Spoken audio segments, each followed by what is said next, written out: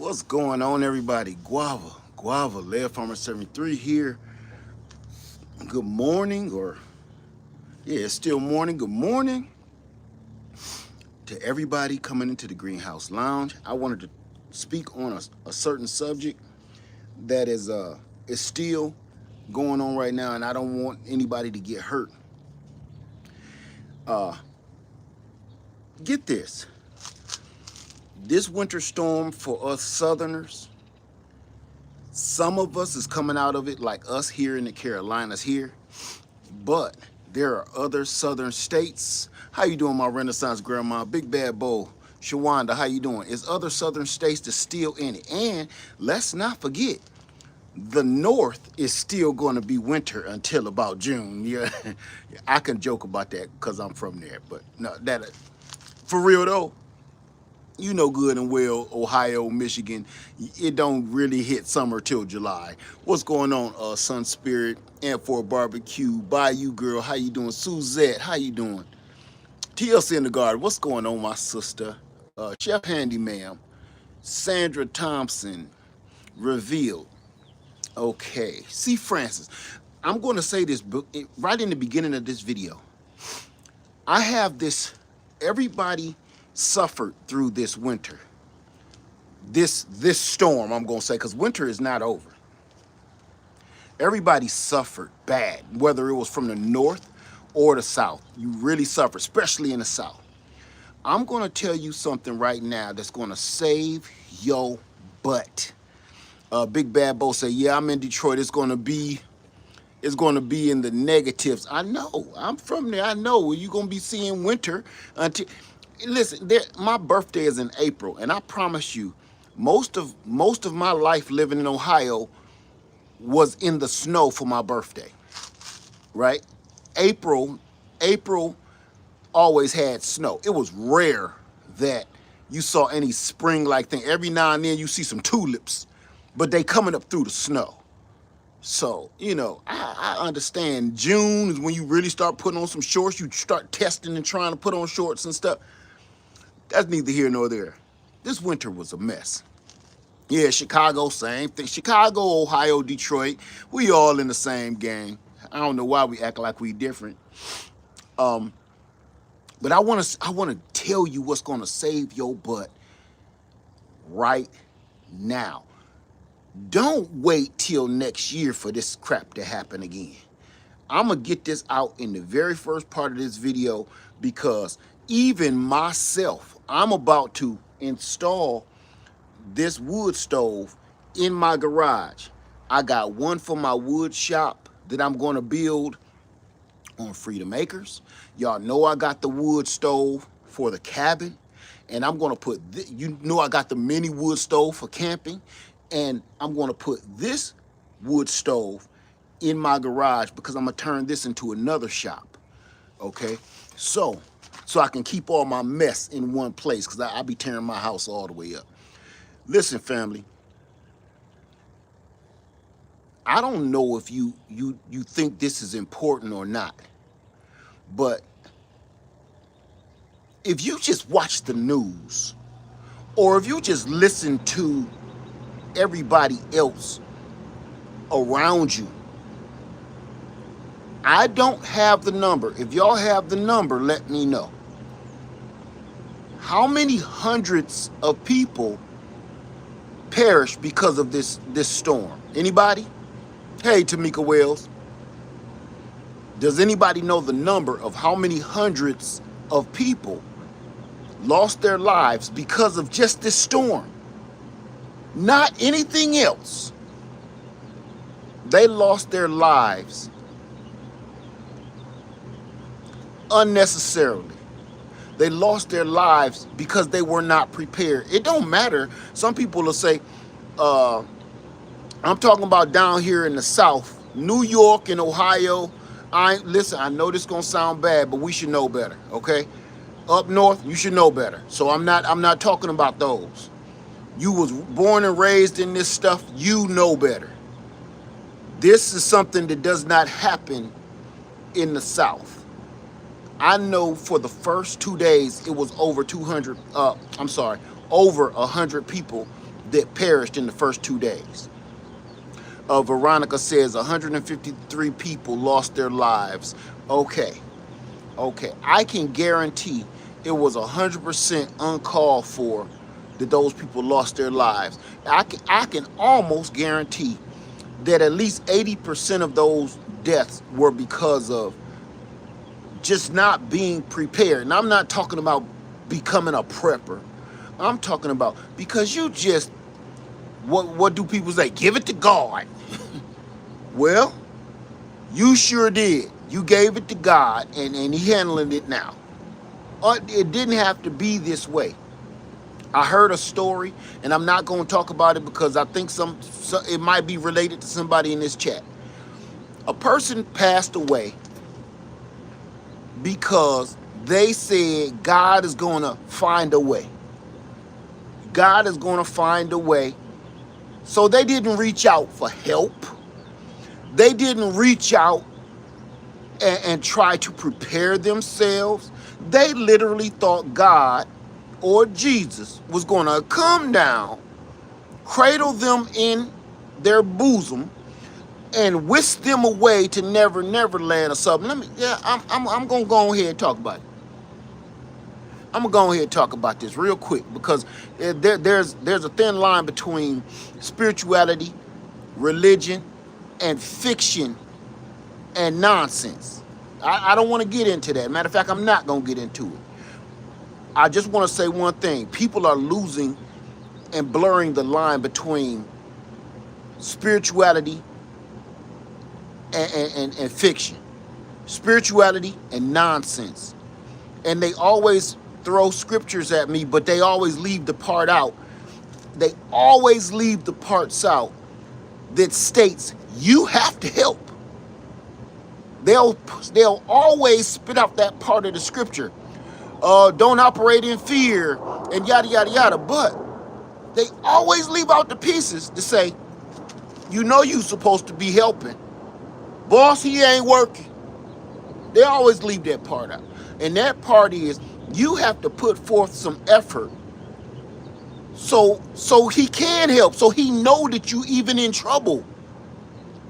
So again, I don't want to get into that because people going to take that the wrong way, and I don't want that to happen at all. But everybody on the lazy side will say, give it to God, and they'll sit on their couch, watch an episode of Martin, and wait for God to come into their living room and sit on the couch with them and ask you what you watching before they get up and do anything. I have a cheap, affordable solution for you. This is for everybody that keeps saying, I don't have enough money. And this doesn't have anything to, let me get on to this. I keep hearing a lot of, well, you got somebody to help you, Led. You got somebody to help you, Led. Led, you got somebody there with you to help you, Led. Let me tell you something. With that's a lame excuse too. I'm gonna tell you why that's a lame excuse. Because just because I'm married does not mean my wife is helping me do absolutely everything. So miss me with that too. Everybody say, oh, well, you got somebody there for no. See, there are certain things that we do together, and there's certain things that we don't. And everybody keep using that whack excuse because they feel since they're single, they just might as well just forget it. That ain't how this go. That ain't how this go at all. Because right now, my wife ain't even here, right? So what am I supposed to do? Wait till my wife come home? My wife is out of town on business all the time. So what am I supposed to do? Wait till my wife come home to survive here in South Carolina? That's whack, man. I hear so many people say stuff like that, and it's just a excuse for you not to do what you're supposed to be doing. Well, you married, and that don't got nothing to do with nothing. Nothing. Half the time when I'm telling my wife about some prepping stuff, she looking at me like the Rock with the people's eyebrow. So this ain't her specialty. So I take the lead on this, right? And just like I'm telling y'all, sometime I have to tell her, like, look, this is how we gonna do this. This is how this gonna go. This is, you know what I'm saying? Just because she my wife don't mean she 100%, 1,000% on board with absolutely everything I'm talking about or everything I do. I talk constantly. I talk in my sleep. She knows that. She's not gonna be listening to 100% of what I do constantly all day, all night. That would even get on my nerve. I'm glad I be asleep when I'm talking, because I would get on my nerve. I would get on my nerves, okay? So that's not an excuse that somebody has a husband or a wife with them as a duo, because just because there, I can prove it. There's a lot of people right here on this platform. You know what they say? Led, my husband ain't trying to do nothing I'm trying to do.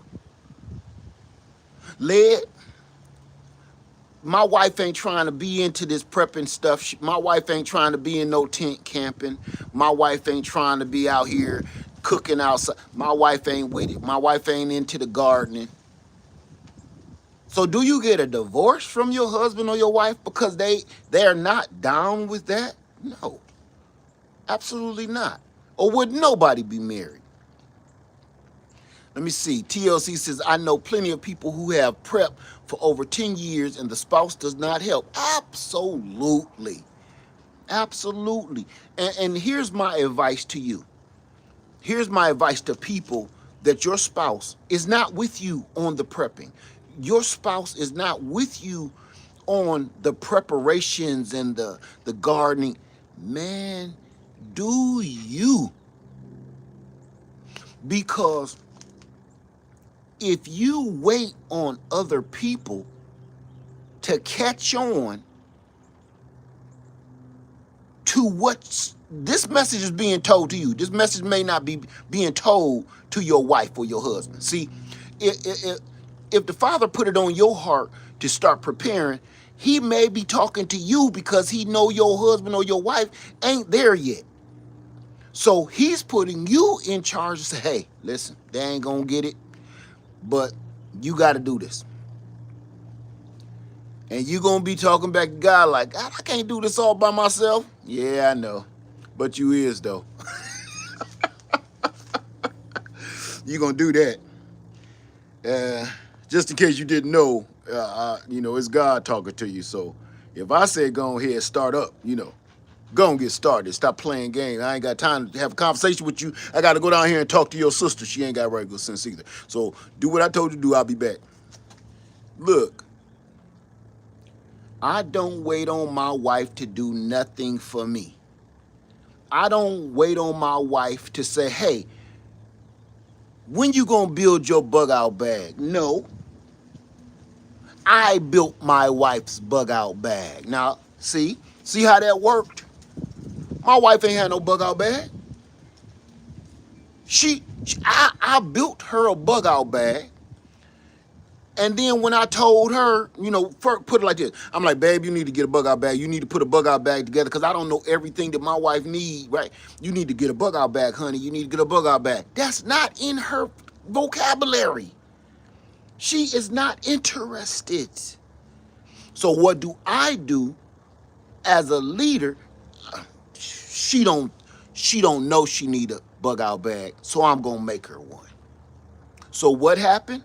I tell her to test it out, and it weigh over 50 pounds. She ain't picking that up. So then she said, well, I'm going to make it lighter. See, this was what? A couple years ago. Do you see what happened? She built her own bug out bag and not even really realizing I kind of tricked her. I built her my bug out bag to weigh over 50 pounds. She ain't carrying 50 pounds on her back. So she said, look, there's a better way to do that. There's a better way to do this. We don't need this much of that. That part right there is unnecessary. We don't need this. So she broke her bug out bag out, broke it down, and made it more efficient for her. She built her own bug out bag without even doing it. So I kind of lightweight initiated the situation and tricked her into building her own. Does she think it as is as important as I do? Probably not. Don't matter. But now when it's time to pick up and go, you got your bag ready and you know what's in it. And it's cute. Okay? So I'm gonna say this for everybody in here that lost somebody in this storm. TLC said that was great, a great live when you two went through your bug out bags. Did you see how she was like, I'm not doing that? Your spouse, your husband, or your wife is probably not on board. Period. That does not mean that you two are not in a line by God. You are two entirely different individuals. Period. And it should be that way. Okay? So let's get back to the reason we're here.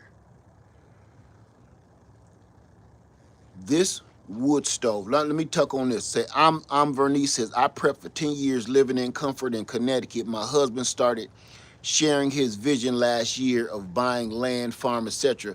I was like, what? Now we live on an Amish farm. God said, listen, amen. Amen to that. Veronica says, do you think we should make bug out bags for little kids? Absolutely, yes. Absolutely. Listen, absolutely.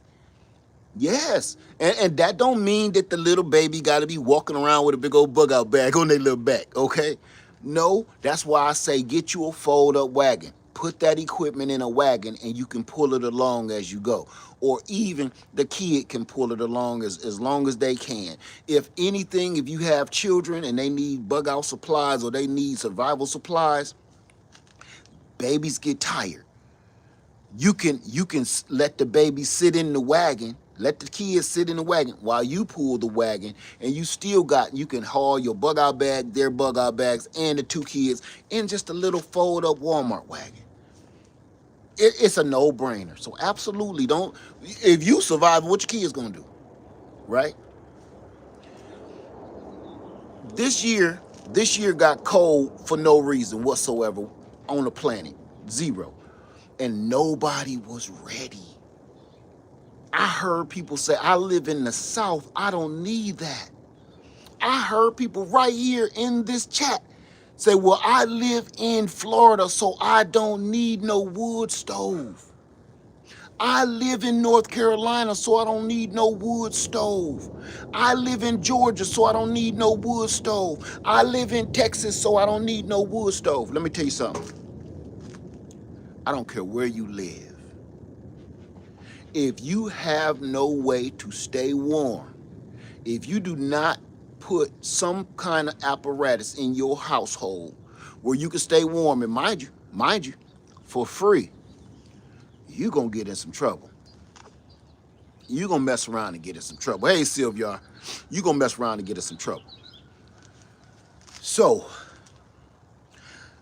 this wood stove, they make these from all different companies make this. All right. So Vevor has one. If you look down in the description box below this video, Vevor has this wood stove. I think it's $119. Let me see. Hold on. Cause I'm gonna tell you, I normally don't talk about prices and stuff, but this one is such a sweet deal. Hold on. This one is such a sweet deal. You can't pass it up. Man, this is $153 for this wood stove with this thick gauge metal. This is a real wood stove. This is the one that I've been taking with me. That's why it's so rusty. For years. Right? This is the one that's been with me for years. You want to know why it's so rusty? Because this stays outside. This does not stay in the shed. It does not stay in the cabin. This has been staying outside for about a year and a half. It's been outside. That's been outside for, no. Yeah. About a year and a half this been outside. And all I got to do is take a steel brush to it and it'll be clean as new. How do you keep kids safe? How do you keep kids safe around small children? I don't understand that at all. How do you keep kids safe around small children? maybe, maybe you, I'm gonna let you redo that one, okay? Because I know that had to be a typo. How do you keep kids safe around small children? I don't know. I don't know about that. I'm gonna let you retype that. So,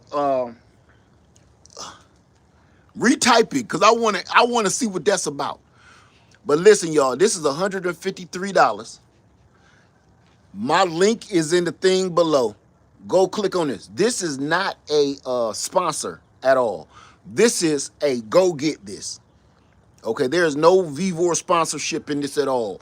Click on that description box, and that's gonna take you straight to Amazon. So that's what this is.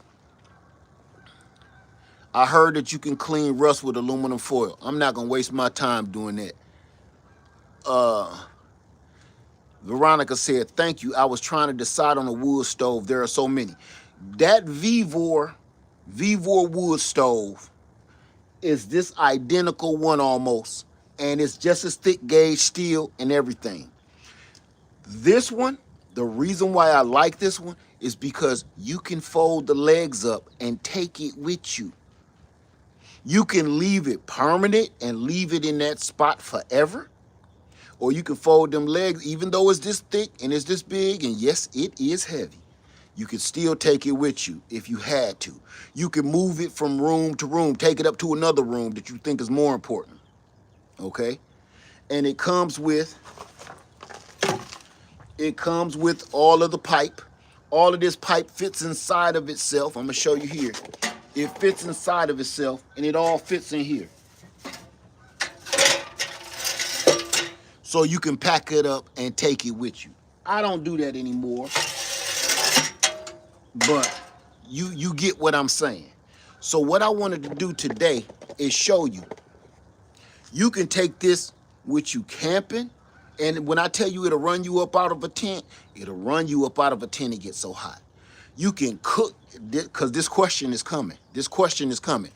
Y'all gonna say, Led, can you cook on this? Man, absolutely. Yes. When I talk about, you can cook directly on top of that. If you knock that rust off, you can literally cook right on top of here. When I say cook, I mean put a hamburger right here. Now, I would advise against that because I've tried that and it's dangerous. Okay? Here's the kicker. Because if that hamburger grease go down that tube or slide down the front of this by that fire, you're gonna have a mess. You're gonna have a problem, okay? All right, Veronica said, do you think I should get a rocket kit? A rocket kit with it for extra $47.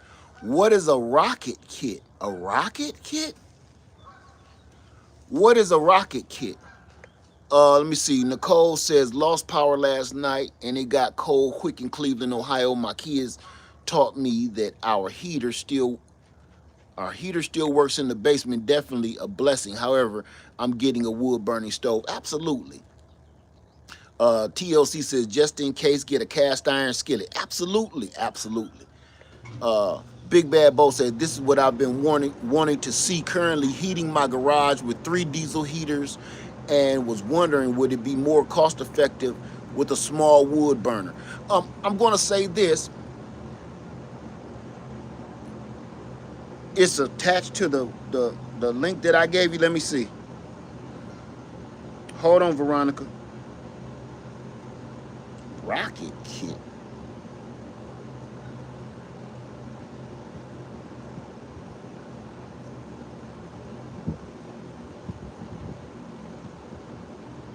I don't see what you're talking about.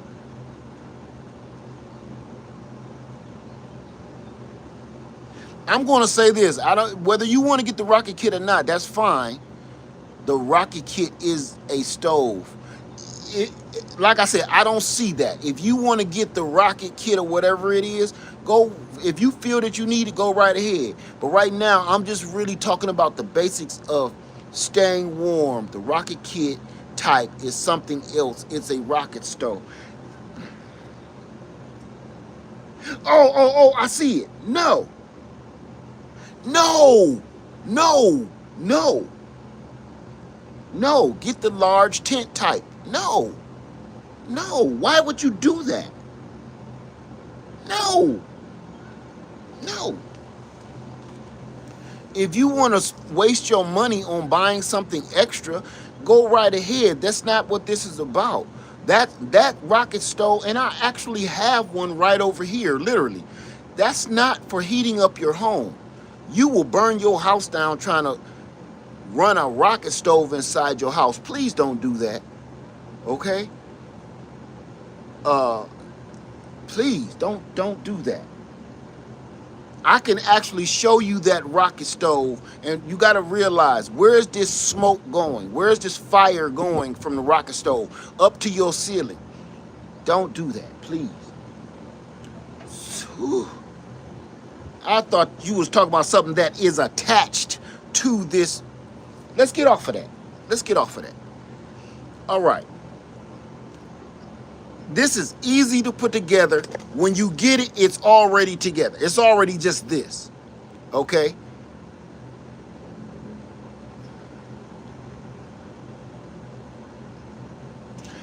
It's already this set up. All you have to do is put the legs on and connect the pipes. So let's just do that right now, okay? Come on, y'all. I need everybody to be a little bit more slicker than that now, okay? This is why so many people lost their lives just recently. Because, man, we got to be a little bit more adult. Did you buy the 45-degree angle so you could put it out the window? I got 2 of these. So yes, these don't come with it. You wanna go and purchase your own 45-degree angle on your own, okay? Because they don't come with this. This comes just with a straight up and down pipe. If you want to start adding and turning it out the window, then that's how you do it. Because I'm going to use this to angle mine out of my garage wall. But I'm going to show you how simple this is. You take that one, just stick it right down in there. Just like that. You take the next one, you want to make sure that this is on the inside, not the outside, so that creosote can run all the way down. Just like this. Now I'm going to put these other ones together because it's about to get real tall, okay? So, wrong. Like this. We're going to do another one over here. Like this.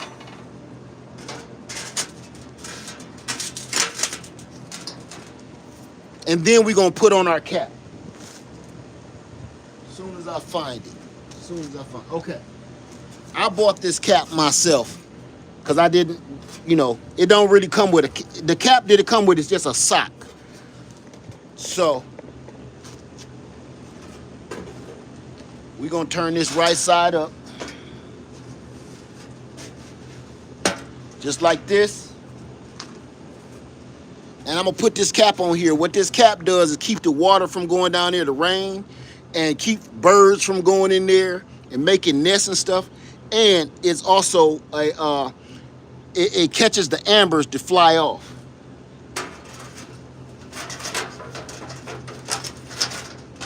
So just like that, okay? So now we just gonna put this up together, and it just sits in here. Ugh.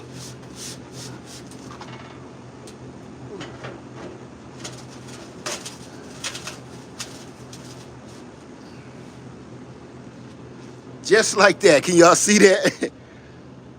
Oh, that's it. That's it. It's done. It's over. There's nothing else to do.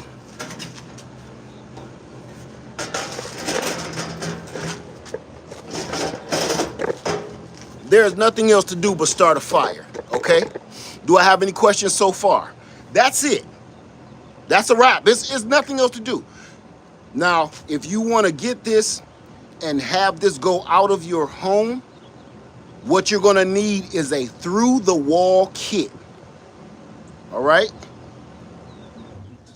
The through the wall kit for something this simple is somewhere around $200. The through the wall kit costs more than the stove itself. Is it worth it? Hell yeah. Because you will burn your house down if you don't get it. What you're going to do is you're going to try to think you're going to cut a hole through your wall and stick this pipe through it, and everything is going to be okay. And I'm here to tell you, you will burn your house down. Okay? I'm telling you this. Here's one says, I store 100 gallons of kerosene, 100 gallons of propane. I suggest this emergency wood stove as a last resort. They definitely work, but you have the ability to turn a device off instantly. I disagree. I gotta be honest with you. Listen, your survival, the way your survival works, our two mindsets are different. Okay, I gotta totally disagree with you, and this is why. No disrespect whatsoever. So let's get that out the way. I have my wood burning stove comes first. Then comes propane, kerosene, and diesel fuel and all of that. There's a reason for this. Because wood is free. Let me show you right here. These are limbs that I've been chopping around my house, just sitting here drying out. There's more limbs out there, sitting there, waiting to go to a fire pit or something, just drying out.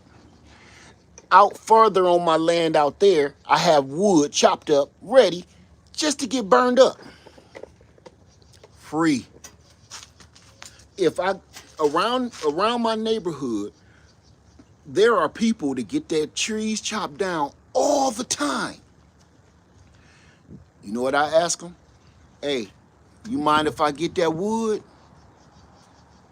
Hey, man, I'm tired of you. Be like, hey, you mind if I get that wood from you? Oh, sure, take it. I was gonna pay somebody to come and get it. I will go and pick up wood off the side of the road because somebody had a tree chopped down. Can you go to the forest preserves and find fallen branches? I don't know. If they allow you, I honestly wouldn't know that. Because I have enough trees around my house here, and on my land is endless. Okay? So that would I haven't looked into something like that. You might want to go look into it. Maybe, maybe not. I don't know. Let's see. Hey, So on Good Soil says through the wall kits are expensive, but it's worth it. The investment, stay safe. Because here's the deal with the through the wall kit. The way it's made, you would have to see it to understand how it's keeping your wall from burning up. It's either double or triple walled, and it keeps your wall safe. The heat is inside, and then there's a space, and then there's some insulation, and then there's the part that actually touches the wall. It never heats up. If you don't have that, and trust me, the reason why I'm telling you, I tried it. Don't do that. Okay, don't try to put your pipe through the wall without a through the wall kit, because there's nothing scarier than you touch your wall and it burns your hand. If you can touch your wall, your drywall, and it burns your hand, that means your house is about to catch on fire. If you're touching sheetrock and it burns your hand, your house is about to catch on fire. If it ain't already on fire, you just can't see it. Please spend the money, get the through the wall kit. Let's say this. Let's say the through the wall kit costs $300. You got $300 for the through the wall kit. You have and that's only the one that goes out the side. If you go to one straight through, it ain't that expensive. Straight through the roof, it's not that expensive. If you go get the one through the side, let's just say it's about $300 or so.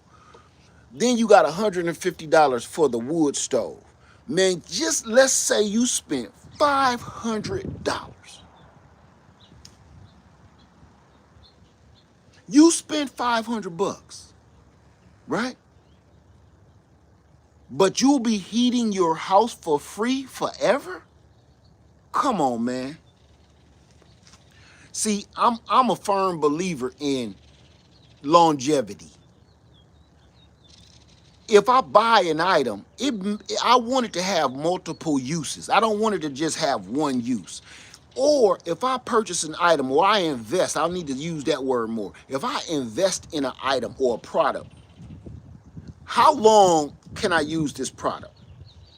For the rest of my life? For free? You need to think about that, because that's some stuff we don't talk about no more in this new day and age. For free. I got one more for you that's gonna tear your head off. Let me see.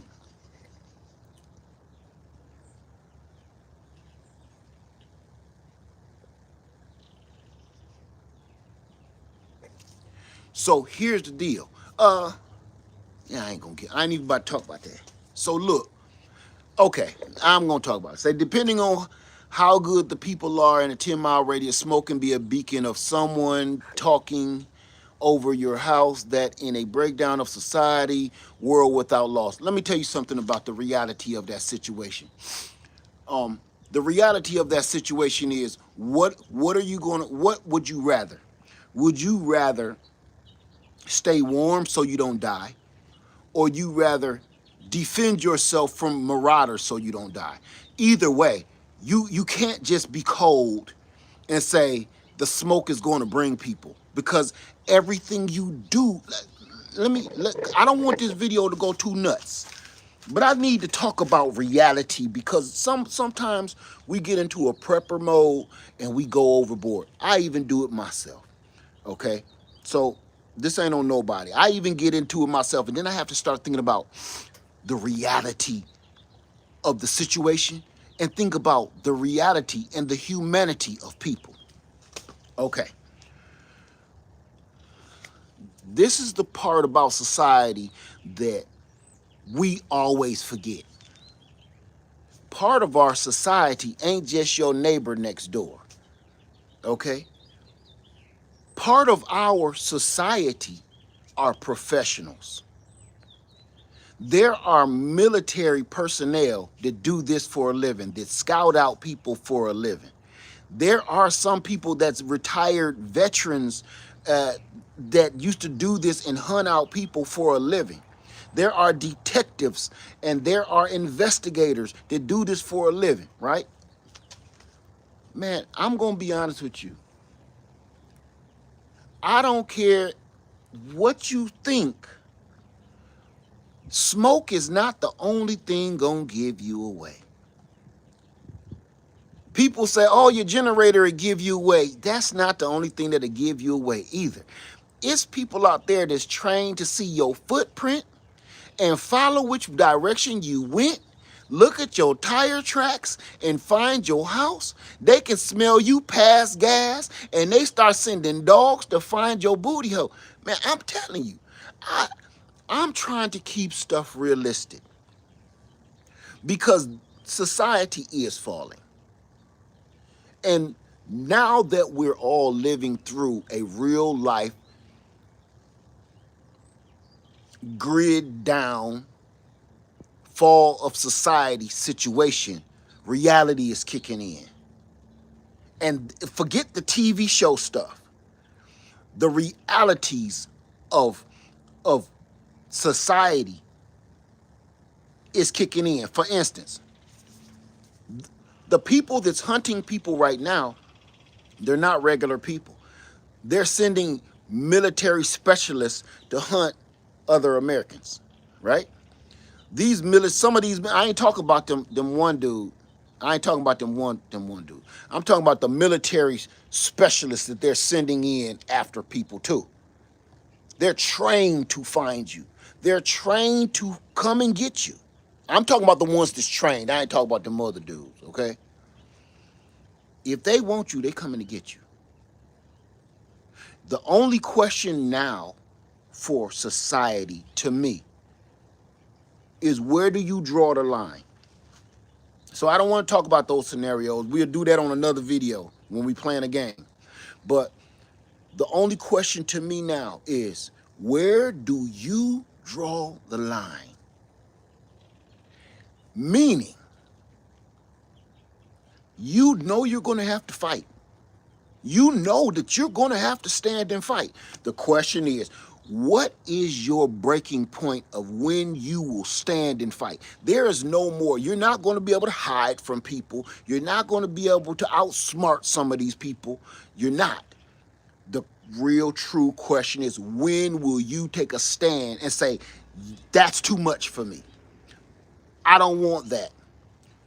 If you come any closer, this is going to happen. That's where I am right now. I'm not going to tell you what my last stand will be, but I have drawn a line in the sand at a certain point. And with that, it's like, if you cross that line, we got a problem. I'm going to take probably my last stand at that line, okay?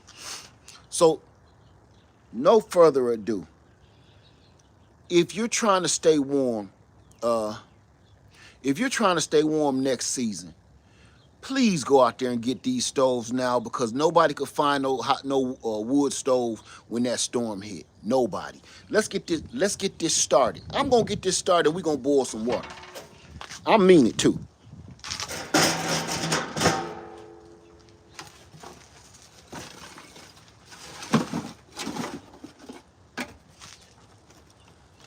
I'm not gonna lie to you, family. I don't want to talk about no fictional stuff right now. I'm not gonna lie to you. That's just not hitting on nothing for me.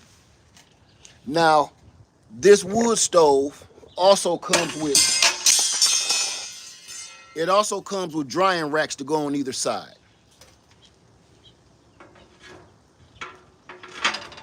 You just slip in right there. You can also get the water tank that heats water. I wouldn't get that if I were you. I mean, I wouldn't spend that extra money on the water tank that attaches to this, because all you gotta do is put a boiling pot of hot water on there and you got hot water on demand.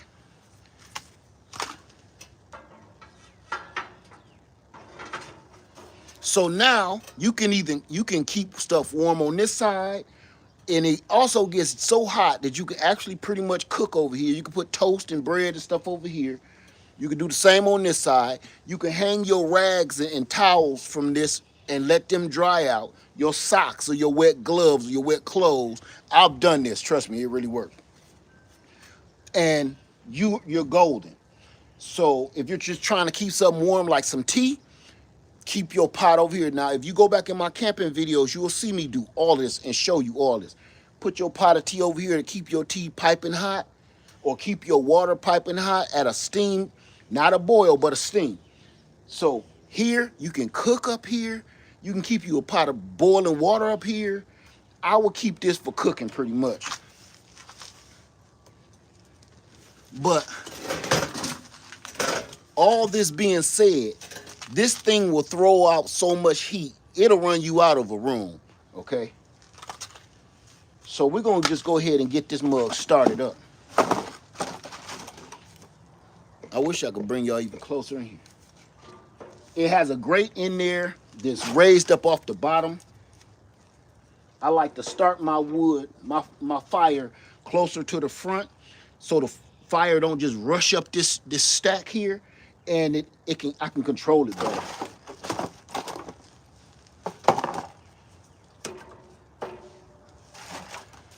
Any questions so far?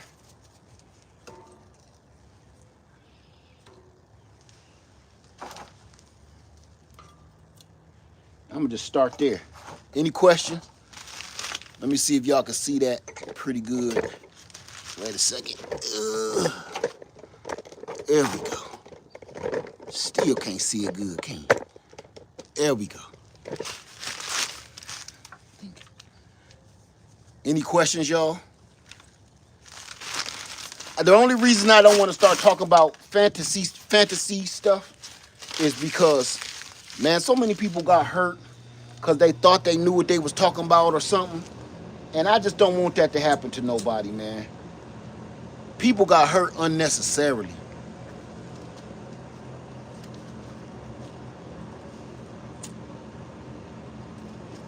We're gonna get that started in there. That might be wet. Yeah, that's wet.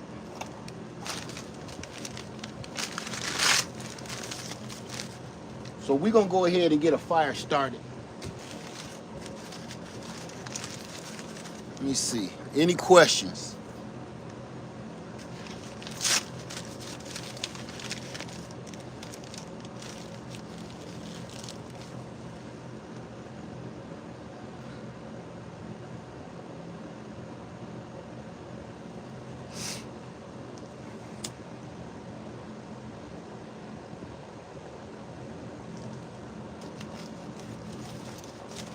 All right. So I'm gonna keep this. I'm gonna try to keep that. That paper is wet. It was outside, so I'm gonna hit this cardboard. You get your fire started in an emergency the best way you know how. Keep this door open.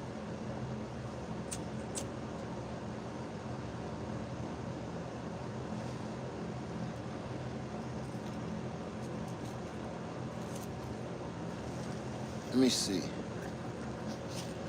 Again, if you're looking for this wood stove that'll save your life, it's from Vevor. Go to my description box below. Go to the description box below. Click on that link. It's going to take you right to it. Look, it's warming me up already and the wood ain't even lit. This is just cardboard so far. Look at this. This is free heat. Free heat. How can you beat free heat? Sound like a song. Now look up top.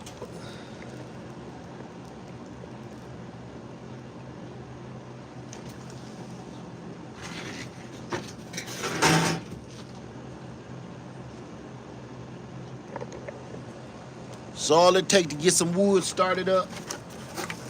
You keep on. I like to start it from the top, not from the bottom. As these ashes from this run down and catch this top wood on, it's gonna fall to the bottom, heat up the bottom, catch the bottom wood on fire, so on and so forth. I didn't put a lot in here because I'm doing this as an example.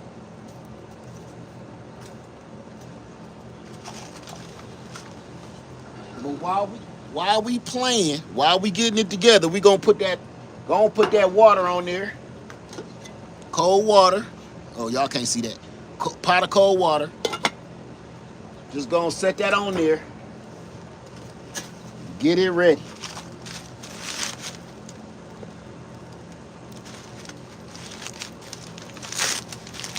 So with this stove, do you need a base wall surround in the house?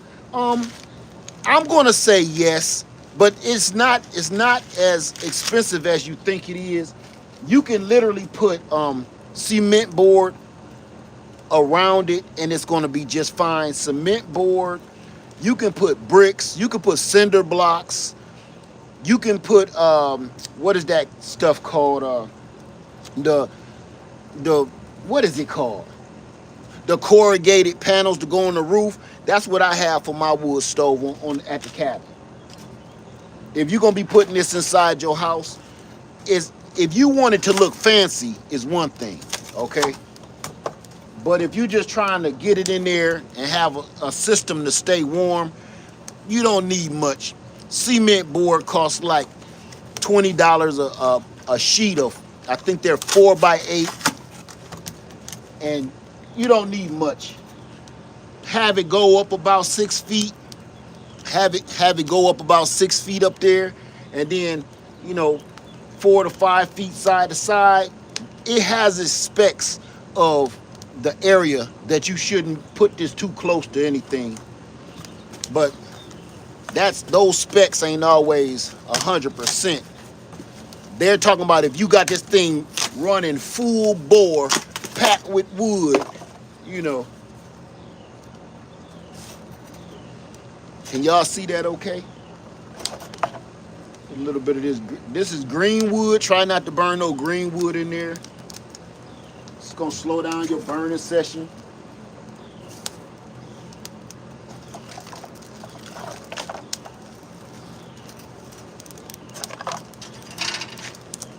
Let me see.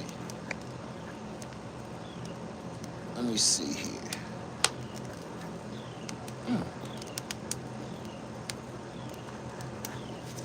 I lost everybody. Wait a minute.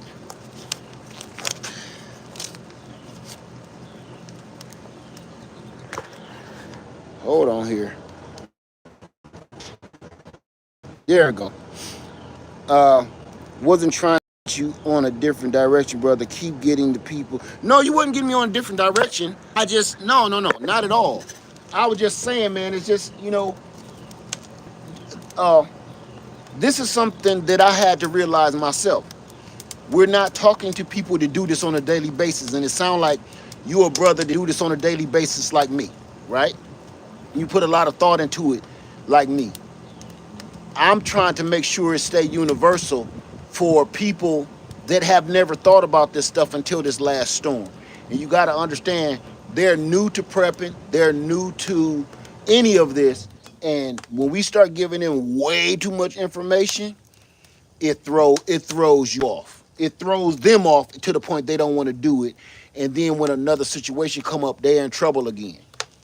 That's all. I'm not knocking you at all, brother, or what you said. It's just I don't want to make it too complicated for the people that's listening to me that's doing this for the first time. That's all.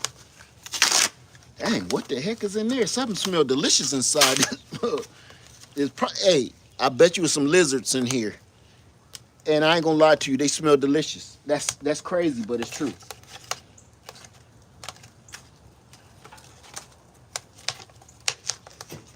You hear that green wood popping? Now, I'm not gonna close it yet, but when you start to close this down and open that vent up, it starts to burn hotter.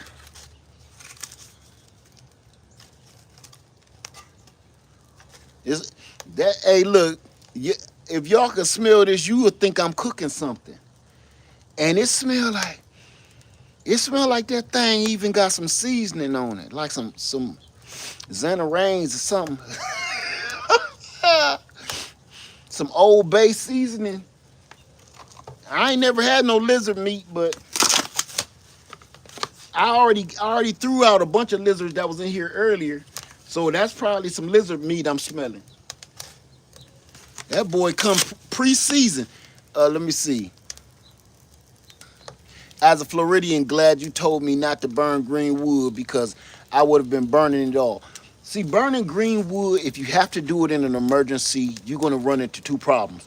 One, it's not going to be hot. It's not going to burn hot, and you're going to keep poking at it, messing with it.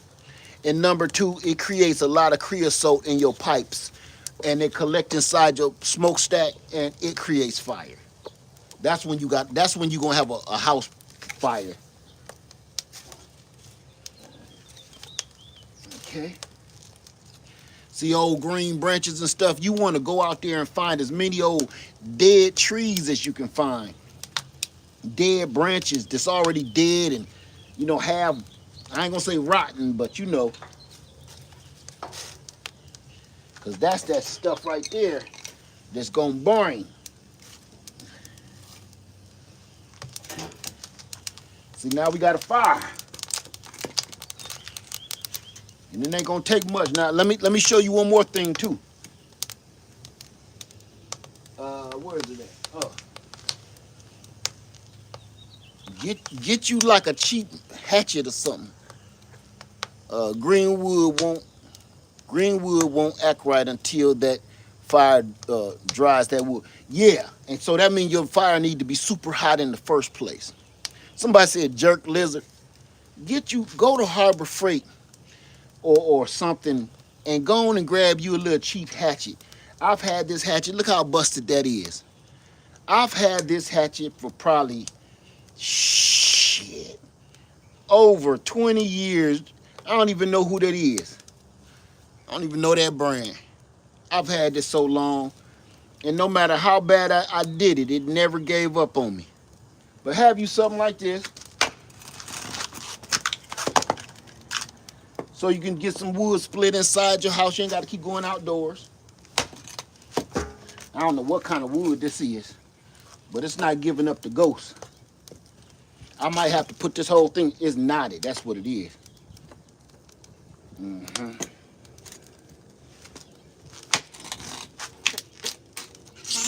When you're starting a fire,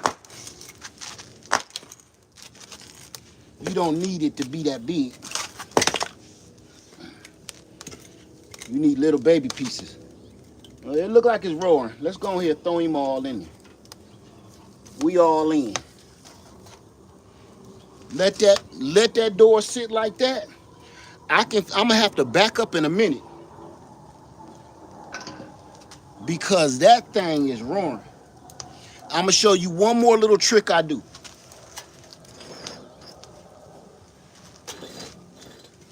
Here's another trick. Get you a couple of bricks, the solid ones.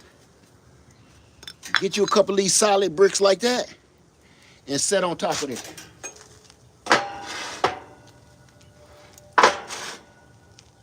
Just like that. What you can use those bricks for, you can take them around the house and heat something else up or keep something warm. You can put them off to the side over here and something even, it won't be boiling, but it'll keep it warm. But if you heat that brick up and then you pick that up with some gloves, you pick that up with some tongs or something and go put it on something else that need to be warmed up. So that's one little throwaway trick that I learned myself. All right. While we let it burn like Usher, do I got any questions? Whew, need that no more. We burning good now, baby.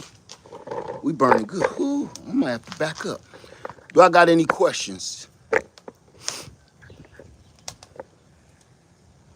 What kind of moisturizer meter do you have? The one I got from Blue King box store is terrible. I don't know the brand of it. And it's on Freedom Acres. I don't have it with me. But I tell you what, I will post my moisture meter for you. Okay? Thank you, Daphne Brooks.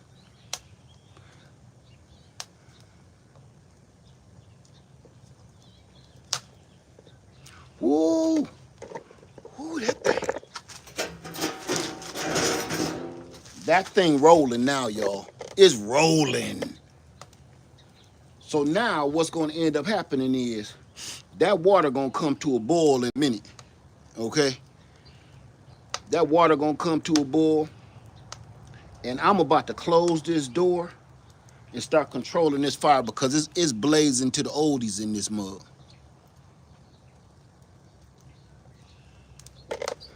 Okay, so far, I'm trying to show y'all something that simple, cheap, where you can cook on. It'll heat up your home, and it's affordable. Karen says I will use that brick hack. Oh, the hack with the brick. Believe it or not, that's not mine. Okay, I'm not going to even pretend that I came up with that. Let me put it to you like this. Not that I seen. Yeah, I seen that in a survival book, one of the survival books that I have. It's a and I'm gonna post all of my survival books that I've purchased over the years. And I'm gonna post them for you, so you'll see exactly where I be getting some of this stuff from. Where back in the old days, you used to take a smooth stone and heat it up by the fireplace or heat it up by the campfire, and then at night they would put it in the bed with them, wrap it up in a blanket or something, and keep it in the bed with them, and it'll keep everybody warm all night. I got that out of a survival book that I own. I didn't come up with that at all. Ooh, that fire! Oh shoot! Look, chestnuts roasting on an open fire. That boy rolling.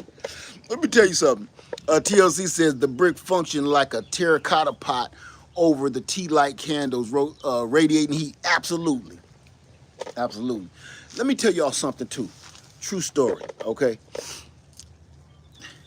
Jack Frost nipping at your nose. It's warm. It's roasting out this month.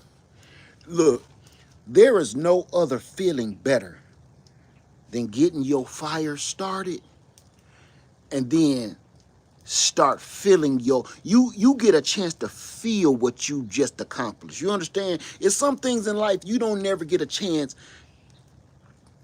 You don't feel like you got paid back. There's no closure. But boy, when you start a fire and then you start watching your temperature inside your house go up on your thermostat, there's no better feeling than that, man.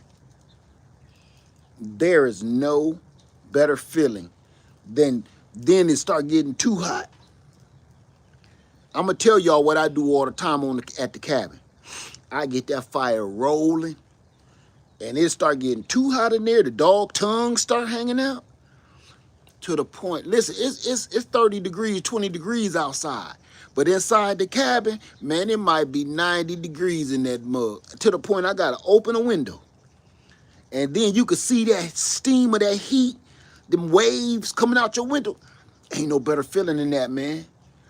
Karen says, my natural gas and electric bill are very high this month. I'm going to install a solar mini splits.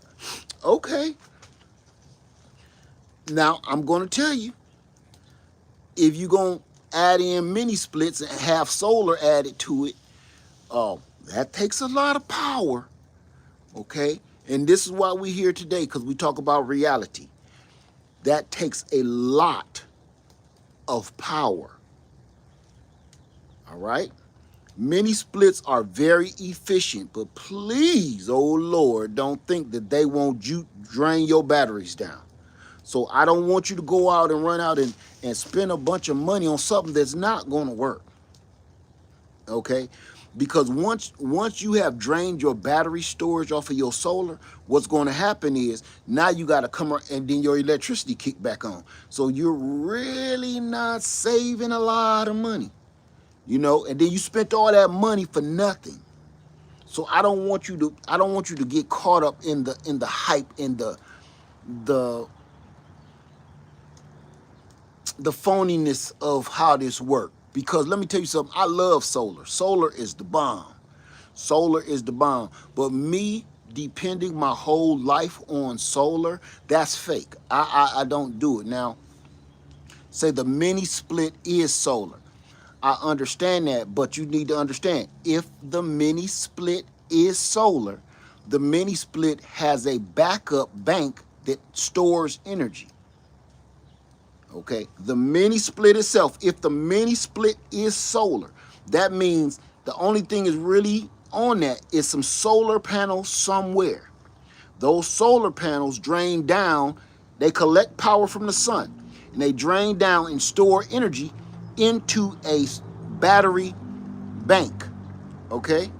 And then your mini split itself runs off of the energy that's been stored in that battery bank. So don't let them see, that's what I'm trying to tell you. Don't let them play with you with words. They trying to trick you and say, no, it's not hooked to a solar system. The mini split is solar. That don't even make any sense. They playing with words and trying to trick you into buying something that you about to waste a whole bunch of money and hurt your feelings. I'm telling you, I don't even know you, but I I'm just trying to help. They it has to have a battery storage system, right? It has to. Because if it does not have a battery storage system, say I'll buy one to see, knock yourself out. But listen to me when Karen, what's your name? What's your name? Karen Redding. Listen, go buy one. Please, by all means. But I promise you this. What I'm telling you is true. I'm not trying to get you to buy anything else or something. I'm not trying to sway you. If you want to, it's for my other small house. Oh, that's neither here nor there. What I'm telling you is true. That's how solar works. And if you don't know how solar works, you're going to waste your money. Or I can't say waste if you really want it, right? But I'm telling you that there's no such thing as magic solar. It doesn't work that way. For instance, if you buy a solar mini split and the sun doesn't come out for a week like it just did during this storm, you don't have any power to heat your home with this solar mini split. So then what do? Now, I think it was back in the spring or something like that, where we didn't see the sun for like almost 2 weeks, right? And even me, I'm a solar dude. Ain't nothing you can do with solar when the sun ain't out. Period. So now you got to rely on other sources, whether it's a gas generator or I have EcoFlow Pro Ultra. It doesn't matter what you have. It doesn't matter, listen, my dear, it doesn't matter what brand of solar situation you have. Just because it's an EcoFlow does not make it magical. It's not a freaking unicorn. I don't want to, listen, okay? Do you? Do you? But I'm telling you, you're going to be gravely disappointed in thinking that you got, just because you got one of the highest brand and the best brands and the most quality brands of solar power backup generator, that you think that nothing is going to happen. So good luck. That's all. Do you? I'm trying to give you game that I know. I'm not telling you something I think. I'm not telling you something I read about. I am telling you how I live right now. Period. I don't care what brand of solar. Some people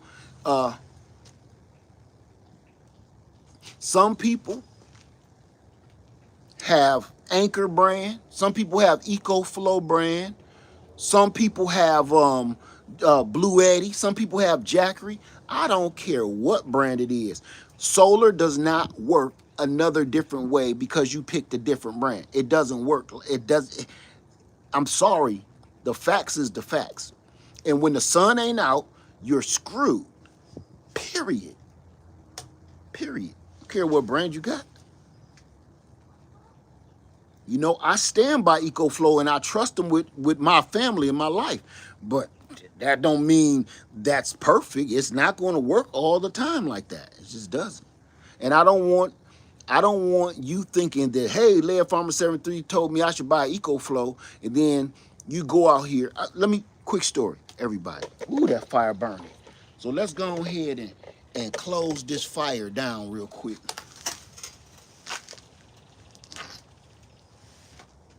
Because that boy boiling. Woo.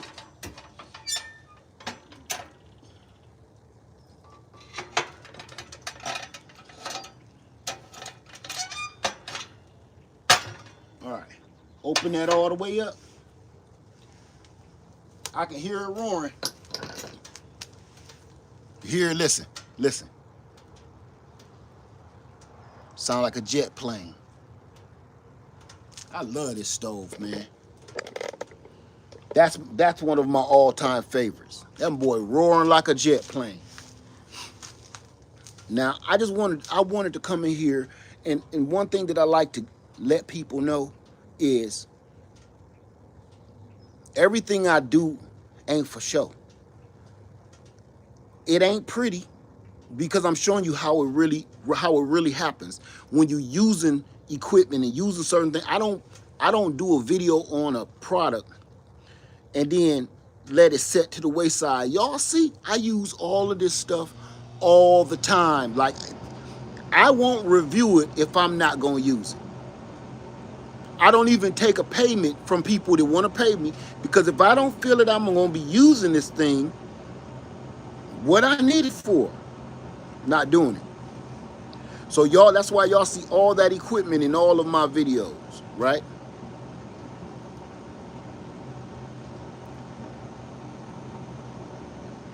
Let me see. Devin says my EcoFlow seems to be more reliable than my Blue Eddy.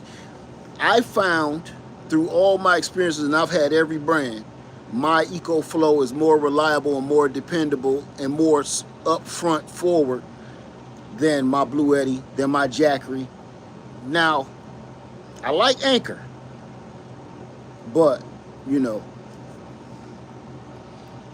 Hey, G Quad, how you doing, my sister? Says Left Farmer Chat, food cooked on the wood stove has a special flavor. Hey, man, today, yes, it does. It just hit different, don't it? Let me see, who is this? Says all your equipment. Yes, I love that tent you presented in that great way. Thank you for that. TLC says I use half of the EcoFlows daily in this 90-year-old house. I use my EcoFlows every day, and I would show. Can I show you? Y'all you want me to show you right now? And I'm going to even show y'all how I got my EcoFlow set up just running the land. Jerome says, Brother Led, how can I use a wood heater like that in a hot tent without being scared that the sparks from the heater would damage the tent when off grid? My brother, I can't control what if you scared or not, or to use a wood stove. That's something I can't guarantee for you at all. But if you talk, I use this in a hot tent, and all I do is put a fireproof mat underneath it.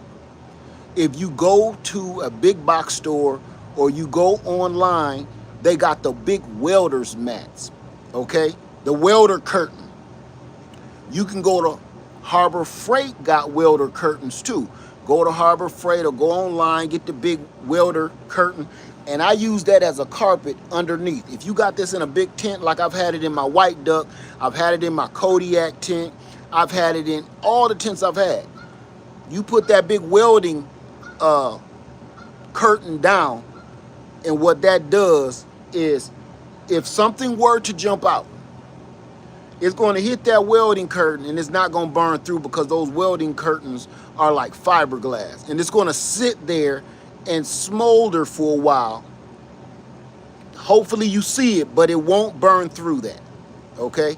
So that's what I use. So I don't know if that will help, but that's what I do. And the only main place that you really have to worry about fire coming out at all is right here. If fire was to jump out of those holes, that's your main spot where you would be like really paying attention. Okay, that's all I can give you. Let me see. Hey, Dave Busby, how you doing? Let me see.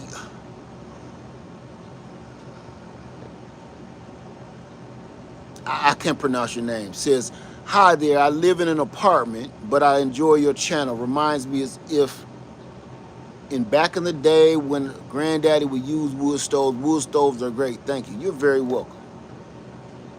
So, you know, I don't want to show nobody no fake stuff, man, because this is what I've learned.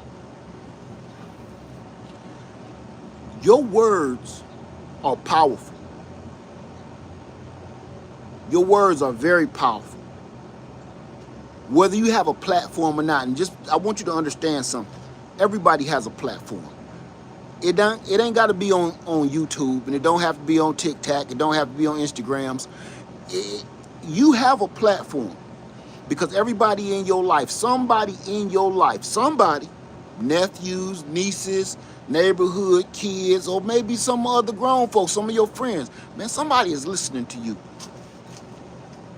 Somebody is listening to you, and they believe in you, and they trust every word you say, and they feel as though you wouldn't steer them wrong. So you got to be careful with your words. That's why I'm like, that's enough of me. That we got to watch ourselves. Now, here we go. Here's that question I seen. How do you keep small kids safe around a wood stove?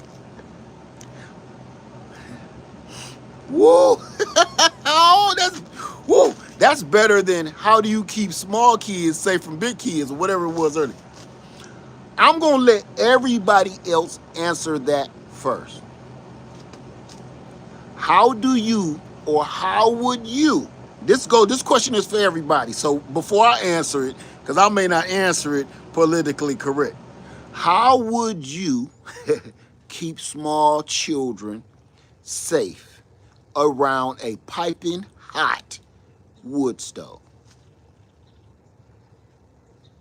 I'm asking the question for y'all. I'm gonna let y'all answer that first. Somebody needs help. Who was that needed that help? Jason. How would you need? Okay, G Quad says watch them. Okay. Carrie says teach them, and if they don't listen, they will learn the hard way. Okay. Let me see. The Quan Brooks says keep their butt away from it. Big Bad Bo, they will only touch it once. Okay. Josh says they'll learn. Admirals, what is this? Says what was I can't pronounce it now. I'm not sure what that is. Keep them in, take that down, okay? Can you remove that? What's your name? Admiral, can you remove that? Please don't make me remove it, please. Thank you, sir. Thank you. TLC says you watch and teach the kids no different than what we grew up and told to stay away from the radiators. Yep, mess around and find out. We touch it, we got burnt. Okay. No, somebody say a small gate. Okay. Let me see. Jerry says, how do you keep them out of the street?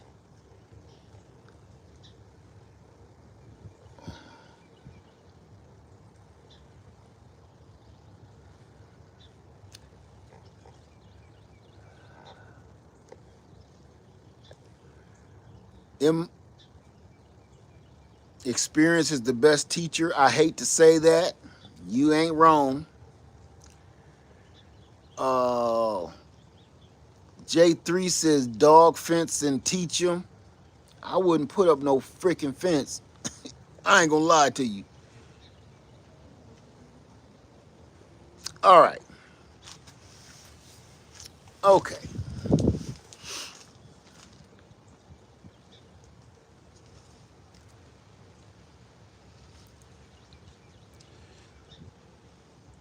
Somebody said it best. I think it was M.I. Prepper. Experience is the best teacher. Period. I see. Let me get into another subject, but first I need to show y'all something. We gonna get into this subject real quick, but I need to show y'all that boiling water. You ready? You about to drop some ramen noodles or something? Or you need to filter some water? You trying to sterilize some water? Right there, wood stove, all day, baby. Y'all see it boiling? I want to make sure everybody can see that before I move this camera.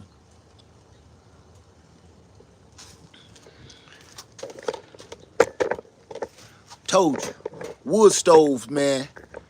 That's God's gift to men, man. I'm telling you, that's a technology that been here since men been here, since people, since humans. fire, fire, right? So here's my answer to that question of how to keep small children away from a wood stove. This is a new world. I gotta watch my words, okay? This is a new world than the world I grew up in.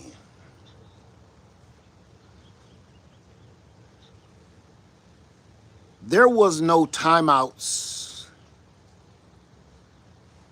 There was no keep on talking and telling your kids over and over and over and over and over again.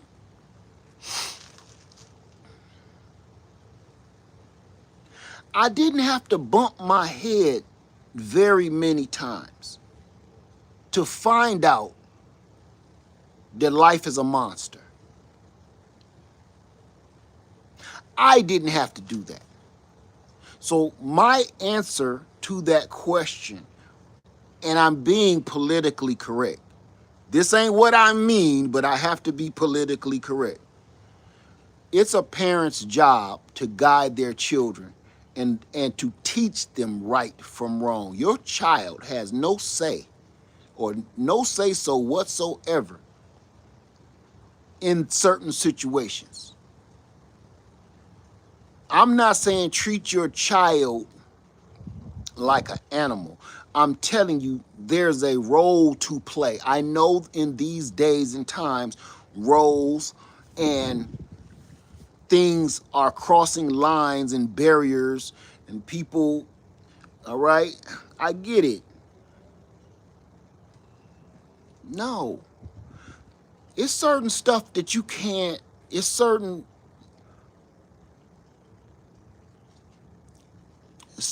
roles that you can't compromise. And being a parent is one of them. Your whole job as a parent is to keep this kid safe at all costs. Myself, I refuse to have a conversation, back and forth conversation with a child about their safety. I'm not doing that.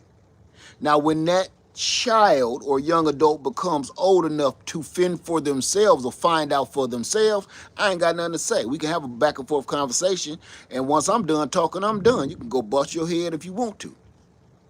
But as a small child, I'm not listening to you. And here's the reason why. Because the way society has worked out, where all of these grown adults are sitting around and asking these little children, 12 years old and under, how they feel. That's not me. I'm sorry. I'm not doing it. I'm gonna tell you this. You feel how I feel until you at least hit 18. So I'm not gonna keep asking you how you feel. You understand? You feel how I damn feel until you hit 18. Then we can have a real conversation about who you want to be, what you want to do, and because I understand, man, by the time you 18, you still don't know what the hell you doing. The number 18 ain't nothing but a legal number. That's not even a maturity number. The number 18 and the number 21 is by law. That's not even, you're not mature. Your mind is not ready to make these type of decisions. And frankly, I'm going to keep it one step further. Listen, frankly, you're really not even ready to get out into this world really yet at 18. This world will gobble you up. Not anymore. Not in these days. This world will gobble you up at the age of 18. If you want to keep your kids in the house a little longer than that, man, by all means, if you can mentally handle it, I say do it. Because this world can't wait to feed on your children. Look, they'll let your kid go to college Your kid mess around, go to college at the age of 16, 17, 18 years old. And the first thing that this society or this government or this world will do for your child mind. Now, your child just got through eating cafeteria, eating cheeseburgers and like to dip they pickles in pudding. That's what they just got done doing in high school, okay, for fun. You go to college, and all of a sudden they give your child mind like child a credit card with a credit limit of $20,000. Every single college student burns that $20,000 card up. That's because they can't wait to prey on your children. They cannot wait to devour your children and get them in debt before they even have a degree to get in debt. I'm not having a conversation with no child. And I know my way of thinking is old school and some people don't agree with it. So be it. But I can say this, and I mean this from my whole heart. All this having conversations with children and how they feel about certain things and them having deep conversations with their parents and blah, blah, blah. How has that worked so far here in 2026? Letting them have their shot at how they feel and what they want to do. How is that working out for all of us? I'm just asking. Because now you have children in powerful positions, still thinking with the mind of as a child, where they can't be told no. Because you didn't tell them no. You didn't tell them no. You said, come on, let's sit down and have a talk about it. You didn't tell them, hell no. Go back over there, I'm gonna bust you up. You didn't say that. You said, now, we need to have a conversation about the wood stove. No, I ain't gonna have no conversation. Have a conversation about what? You're wasting my time. I'm in here trying to cook dinner for you. And you asking me why can't you touch the wood stove? Society is a funny thing in this day and time. Society will tell you you can't punish your child. Your child can do whatever they want to do. You can't do that with your child. You can't tell your child this, you can't tell your child that. That's illegal, that's abuse, right? That's what they say. You can't, tear them up. That's abuse.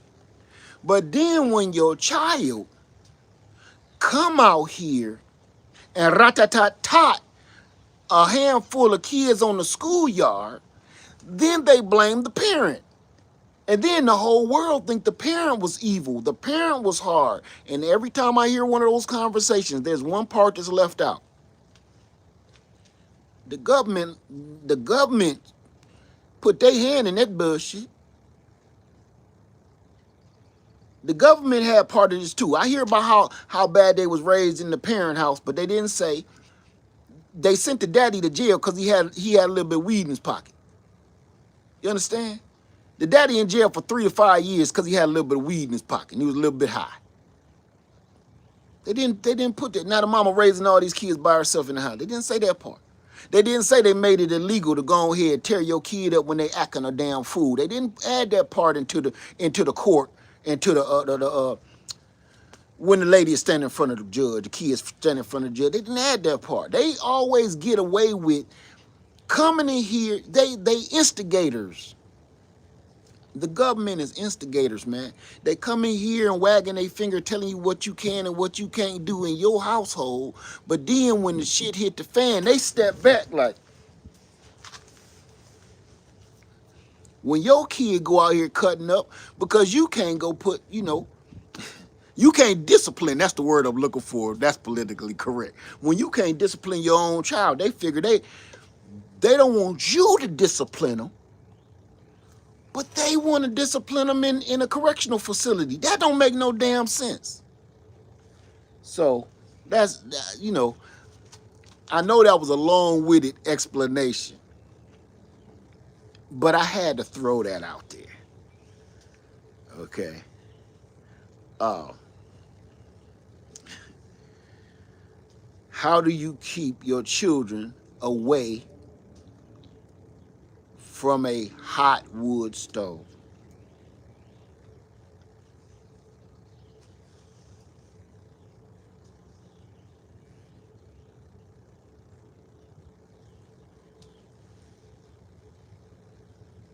Oh, says $86,000 per year makes perfect sense per inmate. Makes perfect sense. You're right. You're right. You're absolutely right about that. So I'm just here just trying to help people understand, man, everything.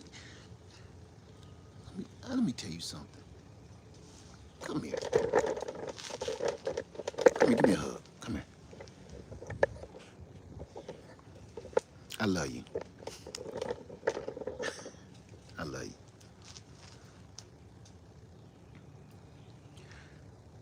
And I love you so much, I'm gonna give you a little bit of advice.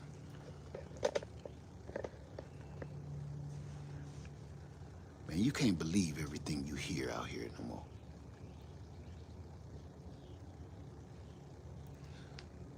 This was all set up for us to fail.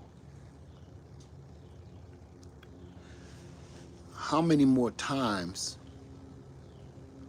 do you have to get kicked in the mouth to realize this person hates you? This system, let me stop saying this system. I'm saying that so we can all understand where I'm coming from. This is a business.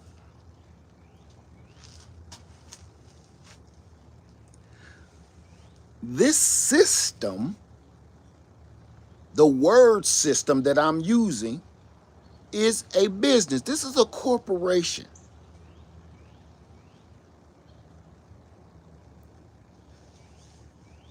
We are workers in this corporation, and we are the product in this corporation. Never forget that. Once you realize that, man, you 60% ahead of the game. The rules that were given to us to follow were given to us to follow so somebody else can profit off of it. These rules, regulations, and laws were not given to us for the betterment of mankind.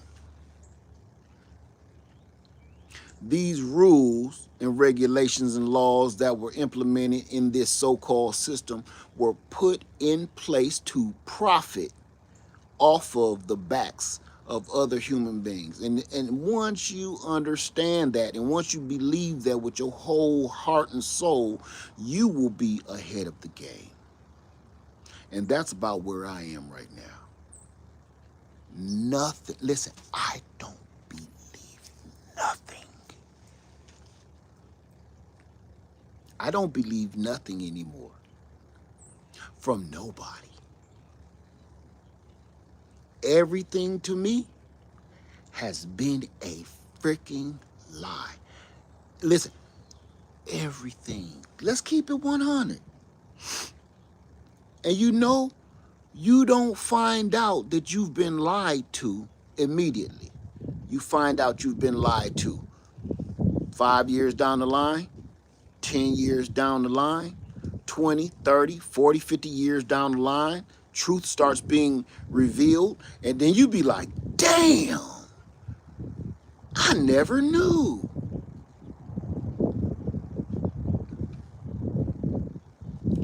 And here we are.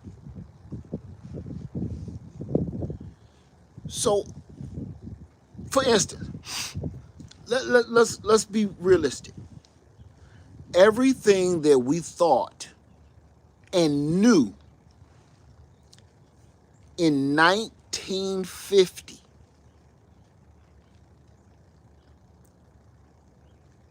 Everything that we thought and we knew and we believed in 1950,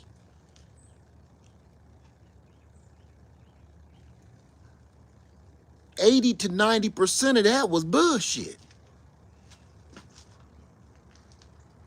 When we think about it, the thing, we thought the whole moon was made out of cheese. Come on now. We was running around the world telling each other that the moon was made out of cheese, son. And our only ambitions at the time was to figure out how can we get our hands up there and get some of that cheese, because we will make billions of dollars off of a whole planet full of free cheese. Man, oh my God. And here we are. What has been almost damn near 70 something years later. And if you tell somebody that we used to think the damn moon was made out of cheese, they'll look at you like, man, cut it out.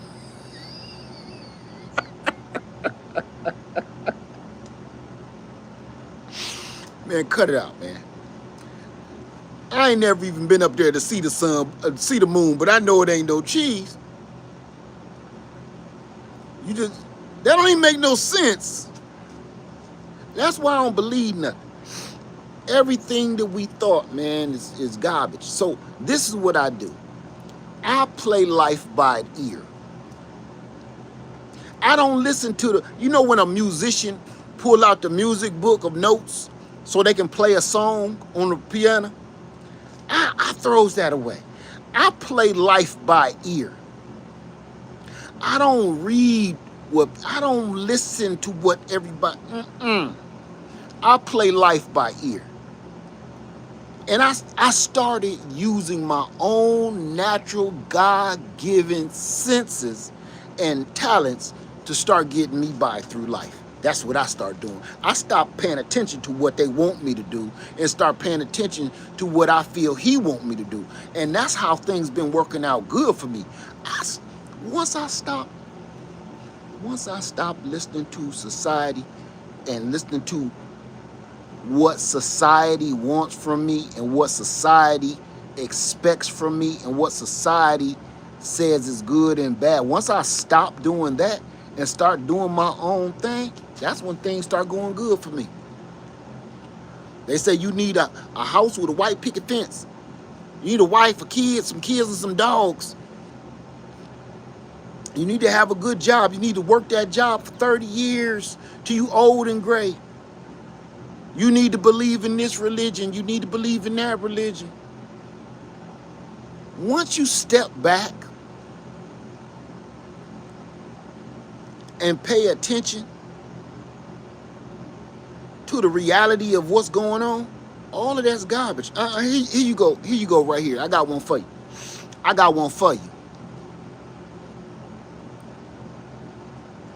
Religion. I'm going to touch it. I'm going to touch it. I know everybody like, oh, here we go. I'm not going to get bad. I'm not going to go bad on you. I'm just going to touch on religion real quick. This is why I stay away from religion. You know why I stay away from religion? I stay away from religion because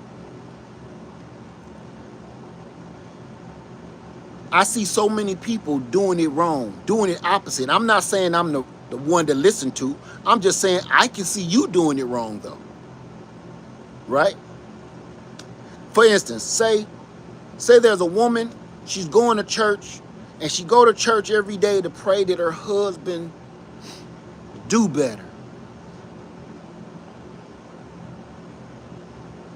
She prayed that her husband talks to her more. She prayed that her husband, I don't know, okay?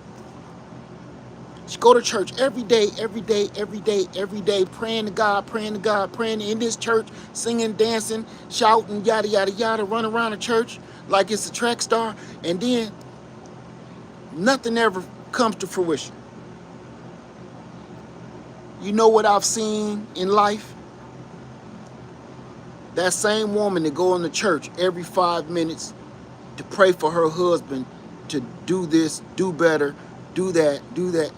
You wasted all that time in that church that ain't got nothing to do with your relationship.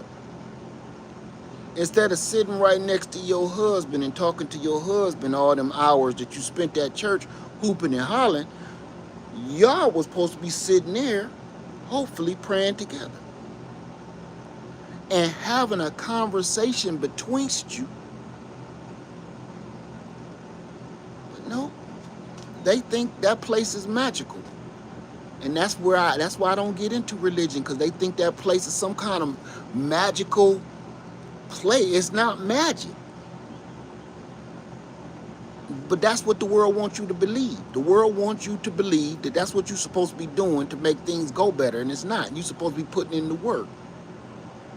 They say, oh, you want a house, you want to buy your first home, you want to buy a piece of land, so you got to go to church every day, and you got to give money to that church every day, and you got to pray and give money to that church, pray and give money to that church every day, every week, all week, every day, Sunday, Wednesday, Thursday, Friday.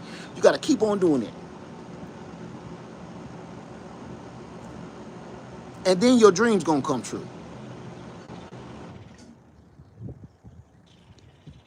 You did it wrong. If you ask me, you did it wrong. Because if you would have been praying at your house and saving all those monies that you spending on tithing, God would have granted you the power to purchase that land or purchase that home. You wouldn't have been spending so much money on gasoline getting back and forth to the church. You wouldn't have been spending money on fancy clothes to present yourself in church the way they feel you need to be presented. All the hours and the man hours that you spent inside that building could have went in towards your real, actual spiritual goals. That's why I don't mess with it. I don't mess with it.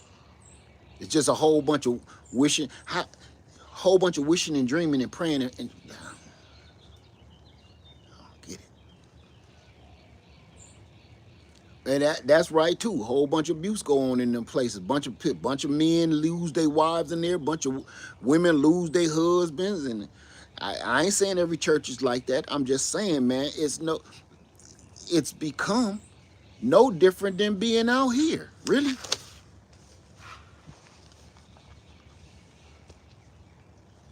And that's the other one. I can't stand to see one of them. How are you a millionaire and I can't get my Nissan Altima to start? I don't do it, man. Listen, it don't take much from me to change the way I see things. How are you driving a Bentley and you're taking that Bentley to the airport to get in your plane, and you got money from me, but I can't get my Nissan Altima to start because it need a battery and a starter? Tell me where that makes sense at. And then here's the other part, is you got people around in this whole congregation that see you driving this regular ass Nissan Altima with the hubcaps and shit missing. And they know that your Nissan Altima with the hubcap missing won't start. And every day at church, they see you under the hood trying to hook up the battery. And every week they say, man, don't sit next to Andrea, man. She need a jump every week. You know good and well, if you sit next to Andrea, she gonna ask you, can she get a jump after church? What kind of bull is that? So instead of those people taking that tithing and blessing their sister with enough money to get a new alternator and a new battery, no, they give it to him so he can fuel that jet. I'm sorry, man. When I see stuff like that, I back off. I'm cool, man. You not about to get me part of that, because that's a cult. That's a cult. This young lady can't pay the rent this month. and all she need is an extra $200 so she can get her rent paid. But she come to this church and give up money every week. But all of y'all is giving hundreds and thousands of dollars every day to this dude. Man, what kind of look? I would have more respect. I would have more respect for um a congregation, if you will, that had a grab bag. Do you know what a grab bag is? Anybody know what a grab bag is? A grab bag is thank you for that, oh yay. Thank you, say. May I come on one day? I've been may I come on and share what I've been through since I found you in 2021? Call it symbolic destabilization. I will someday. When I have another live stream, I sure will. Lost my train of thought. Oh, a grab bag. You know what a grab bag is? How about with all this money that come into this congregation every week, tons of money is dropped into this congregation. Man, every week, everybody should write out a damn a wish or a dream, or they need help, and write it on a card. And then you dig in that card. It's already a show up on that stage anyway. It's already a show on the stage anyway. Go ahead and finish making it look like the damn Price is Right. Dig in that bag and pull out somebody's wish. I need $200 for rent. Can I hear Andrea Jones? Andrea Jones, you need an extra $200 for rent. Help that woman get her rent paid. It don't matter whether she lying to you or not. You lying. Go give her that $200 to help her get her rent paid, or help her pay her car note. That don't be happening. All they keep hearing, man, we ain't got enough money in the bucket. Can I get some more money in the bucket? Because this is God. God don't like this bucket. This bucket ugly. This must be the devil's bucket, because there's not enough money in this bucket. Man, please. Please. Can you, man, you want to drive me away? You want to run me away? That's how to do it. Like, man, you can't even get your Kia Sorento a new tire. Your tires on your Kia Sorento is bald as a brand new baby, and you giving this man all your money because you. That don't even make any sense to me. So that's why I listen. That's why I say I don't do this new religion stuff, this religious stuff, because this is the way of how society got you believing that you need to be a good part of society to be part of it. They say if you ain't part of a church, man, you must be bad. You must be wicked. You must be evil. You must have an evil spirited heart in you. You must be a sinner. You must be a heathen. I'd rather take my chances out here, man, than be cooped up in one of them places with them folks, man. Oh, all of this conversation was about survival, wasn't it? Well, that's part of it. If you want to survive this new world order and this the way society do stuff, you better start thinking for yourself. And everybody keep thinking that you need to be in some kind of group or some kind of not all the time, man. Not all the time. Right? I'm sorry. So especially if it don't went sour, the milk's gone bad. You need to start thinking for yourself. Let me see. Say not. I kid you not. I just decided to listen to a new church's Bible study a few days ago, promoting a new financial class to get out of debt and break poverty and become financially free. The cost is $60.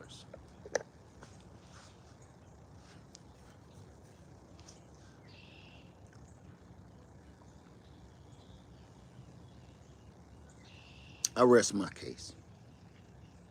Do I have any questions at all about anything y'all seen today? And I kid you not, this wood stove got my leg bubbling. That should have died down by now. That water's still boiling. Yeah, that costs too. It sure is free on the internet. It's also free to sit on your couch and read it. Absolutely.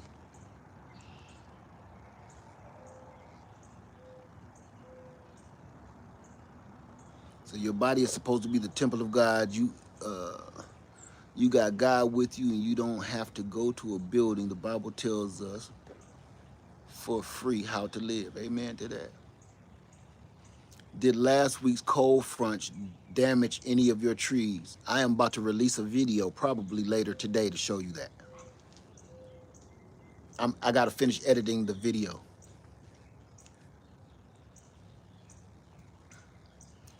You do more, the people, than a lot of preachers are doing.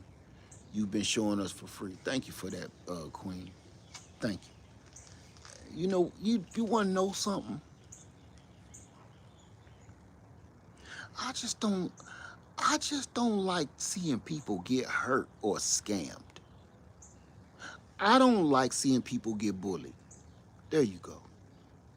And I think society is a big old, gigantic, big old, strong, blue toe beard wearing bully. That's what I think. I think this society is a bully. And everybody that this society raises to believe in it becomes that bully because they're trying to enforce those same rules, laws, and regulations upon you. They're bullies too. That's what I think. And I can't stand a bully. I can't. Some people think I'm a little sharp at the tongue when I go off on people. That's because I can't stand bullies, man. I can't stand, it's two things I can't stand: bullies and idiots. Can't stand them.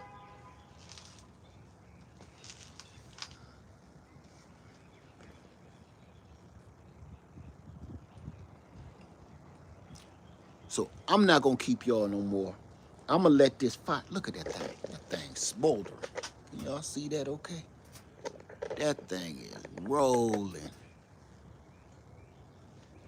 That fire dying down now. Tony says, I agree with 100% of what you said. My question is, where do you go from there? That's a good question, Tony. If you don't start listening to yourself and believing in yourself, that's where you're going wrong. And I know that sounds a little cliche or not precise, but that's the truth. We've been so distracted, you don't got time to listen to yourself anymore and listen to what you should be doing. You don't even, and I'm a culprit too. I'm a victim of it too. You don't even listen to what your body say it need to eat. You know good and well your body is craving some greens, some leafy greens. You don't listen to that. You too distracted by a McDonald's commercial. Right? To the point that you think because you're hungry that you need McDonald's. Let's talk about it. You think because you're hungry that you need McDonald's. That's a distraction right there. Your body may be hungry. Your mind may be hungry. But your mind and your body does not crave McDonald's. Your mind and your body craves nourishment. It craves vitamins. It craves nutrients. But since this commercial keeps coming on every 5 seconds throughout this television show you watching, you think your body is asking you to go get it some of that. That's another distraction.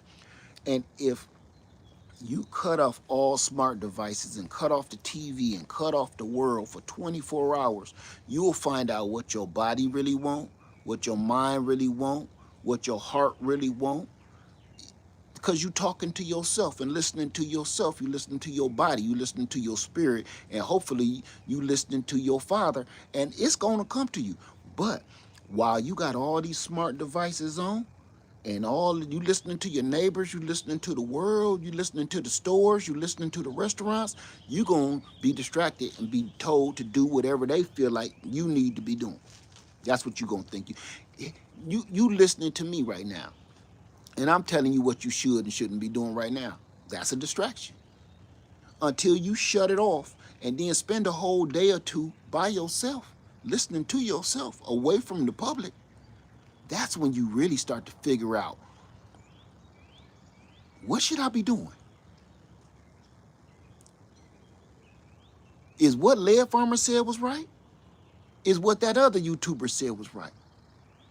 Hell, is my job right? Is this job right for me?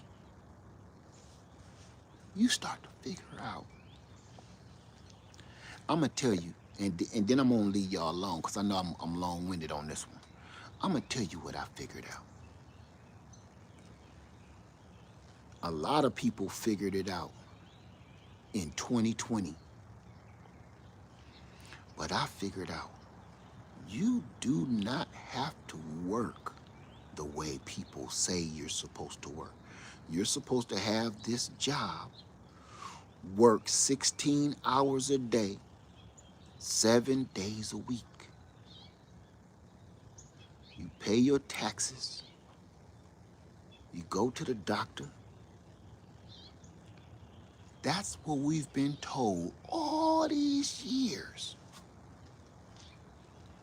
And society has told you that is what makes a good man or woman, don't it? I can tell you how much you've been brainwashed. Y'all all got a homework assignment, and do this for me. Do it for yourself to let you know how brainwashed men and women are in this world. Listen to this. Go up to your friend, I don't care if it's, if go up to your friend or your sister or your brother, whatever, and ask them this. Would you date a guy with no job? Or go up to him and say, would you date a girl with no job? I can answer that for you. The answer is going to be no. But that's because society put it in their head that if they ain't working at a plant or a building or an office that's making 6 figures plus, they don't want to have nothing to do with that other person. But they don't even really realize the question. What if that person works for themselves? What if that person is doing everything they need to do for themselves? But you won't choose that person because they don't work at that factory or that plant or that office. That's how brainwashed we all are. But in 2020, people start realizing and waking up and seeing that I don't have to be working in that building for 16 hours a day to make the same amount of money. I could be working in my living room in my pajamas and make the same amount of money or more, depending on how long I want to work. I can go out here and rake leaves and cut grass and make just as much money in just cutting 2 or 3 yards.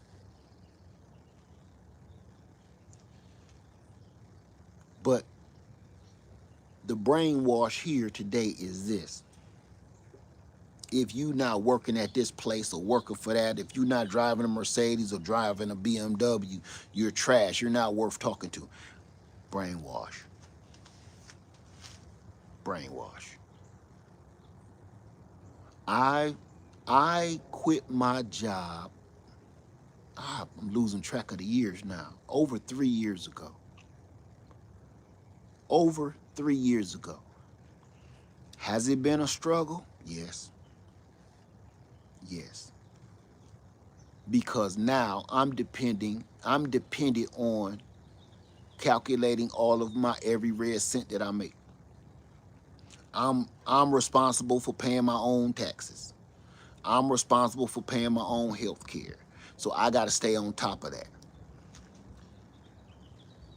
But I don't got to wake up at no damn alarm clock. I don't got to go to bed at no alarm clock. I don't got to go put on some crazy uniform every day. I don't have to be mistreated by a customer just so I can keep my job. You understand? One thing about working for somebody else, they always say the customer is always right, but they'll sit there, the customer will cuss you out, accuse you, blame you, ridicule you, belittle you, and if you call somebody a pocket full of bitches and a handful of motherfuckers, then you lose your job. Because then you wrong. Because the customer started it first. But you done try to talk sense to the customer. Listen, I don't know what you're talking about. I can call my manager. F your manager, blah, blah, blah. After a while, the you come out, and then look, I'm not gonna be too many more B's, MF. You hear me? And then you lose your job because you had to correct somebody else's disrespect. And you gotta go kiss somebody's butt and say, I'm sorry, just so you can keep your job. Nah. We're finding out if you've become an entrepreneur since 2020 or start working for yourself and earning your own way, you start to find out people respect you more. You want to know why they respect you more when you work for yourself? Because they know this ain't gonna fly. You coming in here talking to me like that in my business? Oh no, we not doing that. I know some businesses say no shirt, no shoes, no service, like back in the day, every store, little corner store, everything. No shirt, no shoes, no service. In 2026, is one need to be added to that. No shirt, no shoes, no respect, no service. You ain't gonna come up in here and disrespect me, nor any of my employees. You can miss me with that because you can come in here with a gripe or you're dissatisfied, and you can do that respectfully and let me handle it from there. Now, if you want to come in here with some gangster stuff, that's how you gonna get it, okay? We gonna reciprocate whatever energy you bring in here. But we've learned you ain't got to do what they've been telling us to do this whole time. We ain't got to live the way. Listen, they've been telling us that you need to go buy a $400,000 house with a damn $3,000, $4,000 mortgage payment every month that you'll never get done paying for in your lifetime. That's what you should be doing. On top of go out and buy a $80,000 pickup truck or a $90,000 sports car to put in the driveway to make everybody else think that you're okay. That's what society is telling us to do, ain't it? It's all around you. You ain't got to listen. You ain't got to judge whether I'm right or wrong. All you got to do is look around. Society is telling you need to go purchase a $70,000, $80,000 car or truck, and you need to be living in a $300,000, $400,000 home. That's what makes you a good part of society, a stand-up part. Have you noticed? I want you to think about this. Have you noticed? There's always real estate commercials on purchasing a new home. There's real estate commercials on new low interest rates, buying your first home, first homeowners association, first homeowner loans and stuff like that. You see how many normal commercials will come on while you're watching a TV show about that? There is absolutely no commercials about purchasing acreage of land. If you call a real estate agency and you tell them that you're looking for land, they may brush you off. They don't even really, it's not too many real estate agencies that have a department specialized for just purchasing land because it's not the same as purchasing a house. That person is going to step on that land with that paper and be like, yep, it's some trees over there. They ain't gonna know nothing about the land. If society was right, all this land laying around, man, they should be telling people, man, go buy land. That's because that's not popular. That's not popular. They don't want you to go purchase a piece of land. Hurry up and pay it off, because it ain't cost you as much as all. And then go build your own house on the damn land as slow as your pocket lets you build it. You ain't gotta have no whole house built in 2 months. No, you build a base, you build the main level, you put a roof on it at your leisure. I watched a man in my neighborhood, been building a house for 2 years, he just got done. He did it himself, around the corner from me. He tore this house down to the studs, down to the ground, and he rebuilt that house up from the ground up. It took him a little over 2 years. But I bet you my bottom dollar, he don't owe nobody a red cent for that house. While everybody else in this whole neighborhood still owing mortgages on their house like me, I bet you that man don't owe one red nickel. Now, if he had a piece of land that he paid off first, right, instead of this suburban area, and built that house the way he did with that, he got a nice little house over there. It's modest, it's nice, nothing fancy. Nice though.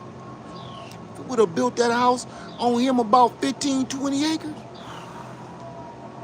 they don't want you to know that.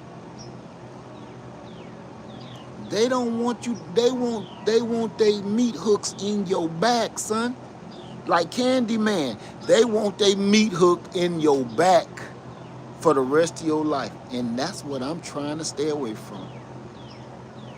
Society, man. The way they got stuff set up is not set up for you to succeed. I don't know a better way to say it. I don't know another way to say it.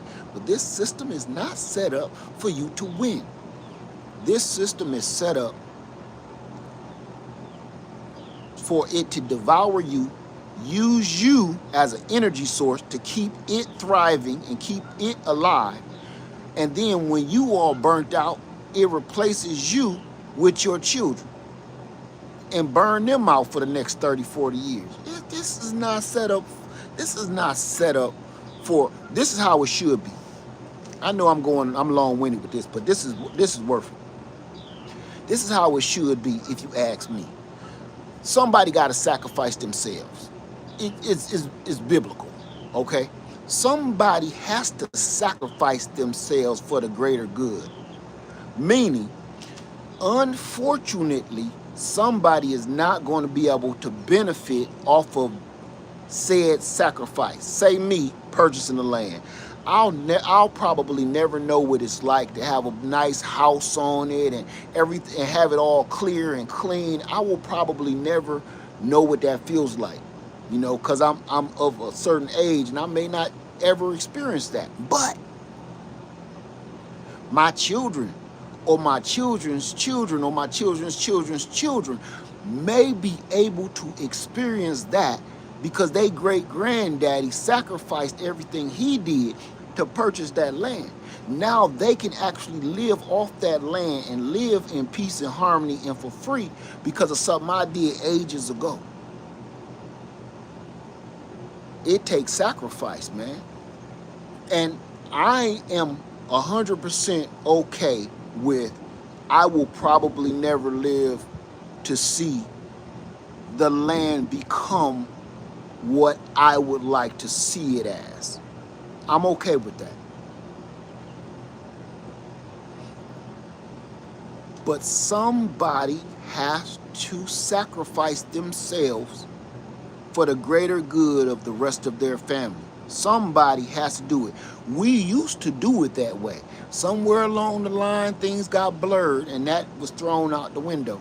Now they want to put you in a cardboard box and make you pay $400,000 for it. And then you never pay for it because you end up dying before you can even pay the house off. And once the house get paid off, then you die, and then somebody else end up having to get it. Go back into the system.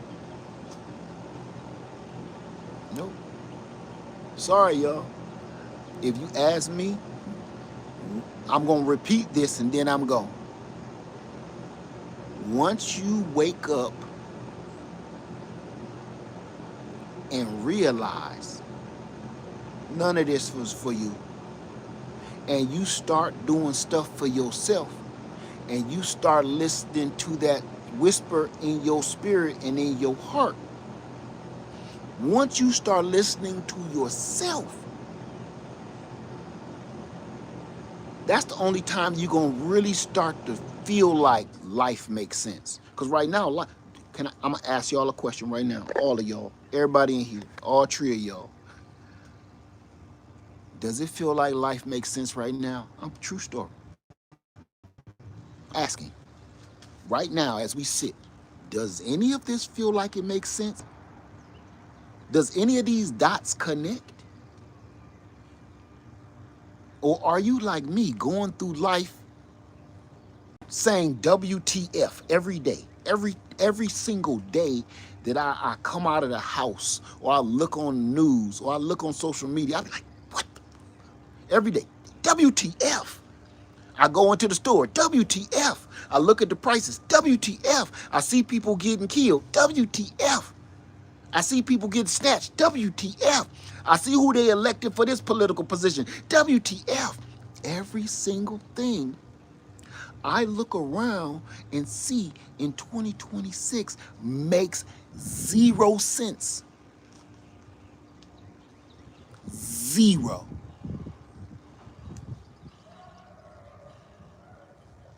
And let me be the bearer of bad news. It's not going to get any better from here. It's going to always be this crazy from here on out. So, if you want things to start making any sense at all, you literally need to unplug from this machine and start making yourself, start doing things for yourself. And you're going to start realizing, you're going to start feeling better about yourself. You're going to start feeling better about your decisions. You're going to start feeling better. And I'm going to tell you why. Because look here. In today's society, a man purchasing land, a man or a woman purchasing acres of land to go live on some land in the middle of the woods with nobody around, with no home or structure to live in initially. If you tell anybody that, they thought you done lost your rabbit ass mind. Tell me I'm wrong when I ain't. If you go tell anybody in society right now that you're about to go purchase some land, there's nothing on the land, it's just a bunch of trees and sticks, and you're gonna sell your house and move out into the woods, you will get no positive response from that. If you leave your apartment and say, I just bought a piece of land in the woods, I'm about to go move in the woods, you will get no response, no positive response from that. They're going to say this: you going to leave this good apartment to go move in the woods?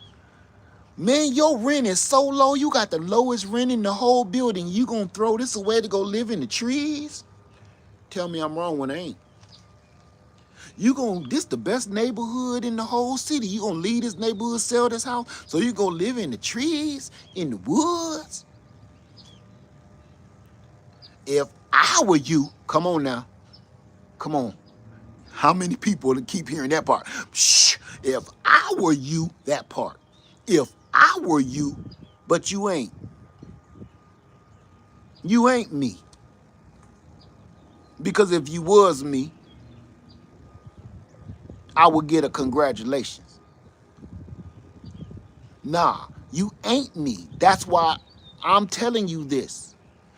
You ain't me. That's why this don't make sense to you, because you still believe that this system got your back. Once you start realizing this system ain't got your back, this system is trying to rip your back off, that's when things start. All I hear, even to this day, after having this land for 3 years, after, I still hear, are you crazy? I heard it in the chat a lot, talking about some, I heard one recently. Yeah, when the storm hit, I see you ain't out there living off grid. These people don't know what I do. You're judging something that you're judging from what you see on this doggone YouTube. Those are the ignorant people I stay away from, because you believe whatever you see online. You don't know what I do. You don't know what none of these people do on YouTube, but I'll let you have that. Yep, I ran home. Yep, the storm came. I never went to Freedom Acres. Oh, by the way, 100. Somebody asked me, what are you going to do with your animals? None of your business. Here, you're going to leave your animals at Freedom Acres? You're never going to go back and feed your animals? They don't know what I do. Number one, you don't know what I do. Number two, quiet as kept. Who said that them little piggy wiggies ain't in the freezer by now? Are you going to build them a shelter? I did build them a shelter.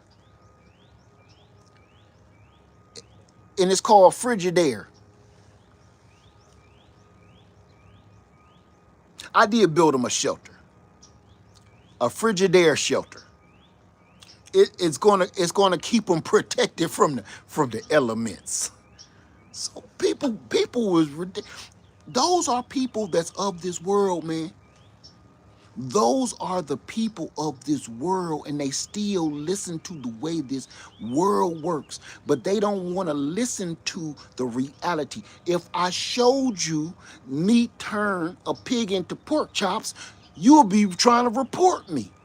So I can't show you that. If you saw me turning a little piggy wiggy into a pork loin, you're going to report me because you think that's crazy. I can't rock with people like that. So I don't show you everything. And none of us homesteaders can. I'm going to tell you why none of us homesteaders can show you everything. None of us homesteaders can show you everything because this society and the way this world works has made it illegal to show you. This world and society has made. Let me tell you something. I'm gonna give you some. I'm gonna give you some real. Is you ready for the real or you ain't? If you don't want me to talk real, then go on log off. I'm about to tell you something real that I want you to sit and think about, whether you like me or not. I want you to sit and I want you to ponder this. Is you ready for some real or not? Give me some yeses or some nos. Is you ready for some real facts or not? Because I can prove society is against reality. Is you ready for some yeses or you ready for some nos? You want some knowledge or you don't? I'll take that first, yep, because I was gonna say it anyway. All right, you want some knowledge? Let me share this with you. Whew. Sorry, y'all, that wood stove got me over here boiling. That mug's still hot. Ooh, and I got on this black sweater. Let me see. Put my back meat back in. Ooh. Okay. You want some real? I can prove society is a liar. I can prove society is against you. I can prove society wants the worst for you, not the best for you. I can prove that society wants to use you and not move you forward and help you. I can prove it.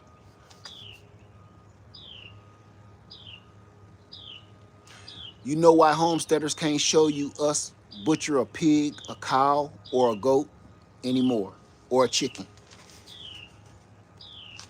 Do you know it is illegal for us to show you? We will be demonetized if we show you us butcher a chicken, a pig, a cow, a goat, these social media platforms will demonetize you or that video or that channel if they see you butcher or hunt for meat, hunt and take a deer, take a wild hog. You cannot show that. You cannot show blood. You cannot show that animal taking its last gulp of air. You cannot show that. You cannot show you breaking this animal down and turning it into tonight's dinner. You can't show that, or you, your channel, or that video may be demonetized, and you may have a knock on the door. But you saying, Led, that don't prove anything how society is bad. That's how it should be. We don't want children. Some of y'all are saying that's how it should be. We don't want to see that. We don't want our children seeing these animals be butchered either. We don't want to show our children that. Number one, you're misguided. No disrespect, but true. But the same people that's saying, I don't want my children to see a pig be butchered, a goat be butchered, a chicken be butchered and turned into meat and fried chicken. I don't want my kids and I don't want my family to see that. Every night, without disregard, you don't mind your children see people butchered in the street, laying in the street, bloodshed in the street. As soon as you cut on the news, you sit there and watch, and you don't tell your kids to leave the room. So you watch, you let your kids see human beings be butchered, but you won't let your kids see what is supposed to be butchered: chickens, pigs, cows, goats, sheep. See how twisted the world is? I just proved it that quick. You don't want your children to see what they eat every day on the table. You don't want them to see the process of the food that they will consume, but you don't mind letting them see human beings be mowed down in the street, on the news, on the nightly news. It's a family gathering. The whole family gathered around a television set, watching human beings be mowed down like grass. If anything, you probably tell them that's what they deserve, son. They shouldn't have been there. They was in a bad place at a bad time. You making excuses for human beings having their lives taken for no reason. And there is nothing you can do with that human being if you got, if you rap tight. Somebody has lost a father, a mother, a sister, a brother, a child. Somebody has lost another loved one for whatever they believe, and they stand up for what has you.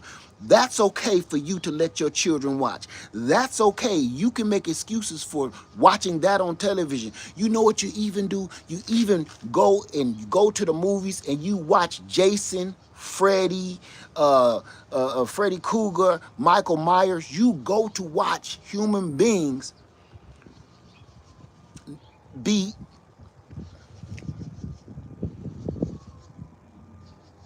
terminated in the worst ways imaginable. Because that's what those movies are about. That's the only thing keep them going. They got to find out a more grotesque way to delete a human being. You will go and pay top dollar to go see Freddy Krueger chop people up. There's a lot of people been watching Netflix and watching that Texas Chainsaw Massacre dude. Watching that. You went and watched the other dude. What's the other dude name? Dahmer. Y'all all watched that. Y'all made those two videos #1 on Netflix. You watching the news right now, people having their lives taken, all because they standing up for what they believe in. But you, them the same people, you don't want their children to come out here and see how a chicken, how do you turn that buck chicken into Kentucky Fried Chicken? We do chicken right. You don't want to see. You will spend the morning reporting on one of us homesteaders to YouTube about us butchering a chicken or a pig on our channel. And right after you done reporting to YouTube, watching us butcher a chicken or a pig on our channel, Then for dinner, you would turn around and take your kids to Church's Chicken, Kentucky Fried Chicken, or Popeyes. You will take your kids to Burger King. You will take your kids to McDonald's or Red Robin and have a nice big juicy cheeseburger and don't even realize how hypocritical you were in that 12 hours of time that you spent. You spent the first 2 hours that morning drinking your coffee and reporting me for butchering my chicken and putting them in the freezer. And then you spent the evening eating Popeye's chicken with your family. That don't even make no sense. I just proved to you in a few minutes, and I didn't have to take that long. I just wanted to be detailed. I just proved to you how sick society is. I just proved to you how backwards this society, this system is. I just proved that with just that. I could go on all day, and you know I can. I could go on with so many scenarios just like that. Hypocritical, sick, twisted, backwards societal norms. Don't even make no sense. They say as long as you videotaping and you can show the chicken already, they don't mind you frying the chicken. They don't mind you baking it and sprinkling herbs and spices on that boy. They just don't want to see what it used to look like.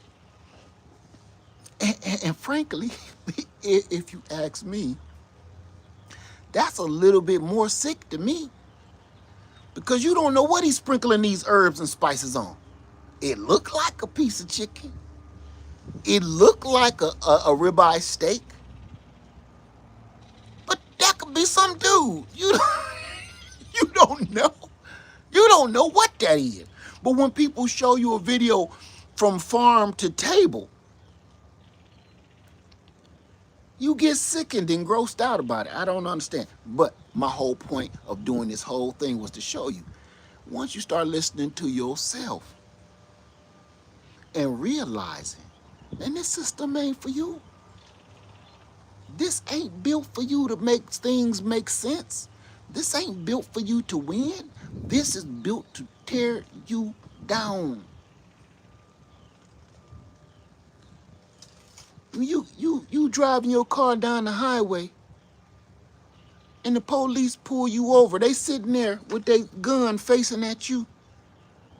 They come and say you was speeding. They got their laser gun just to come pull you over and say you was speeding.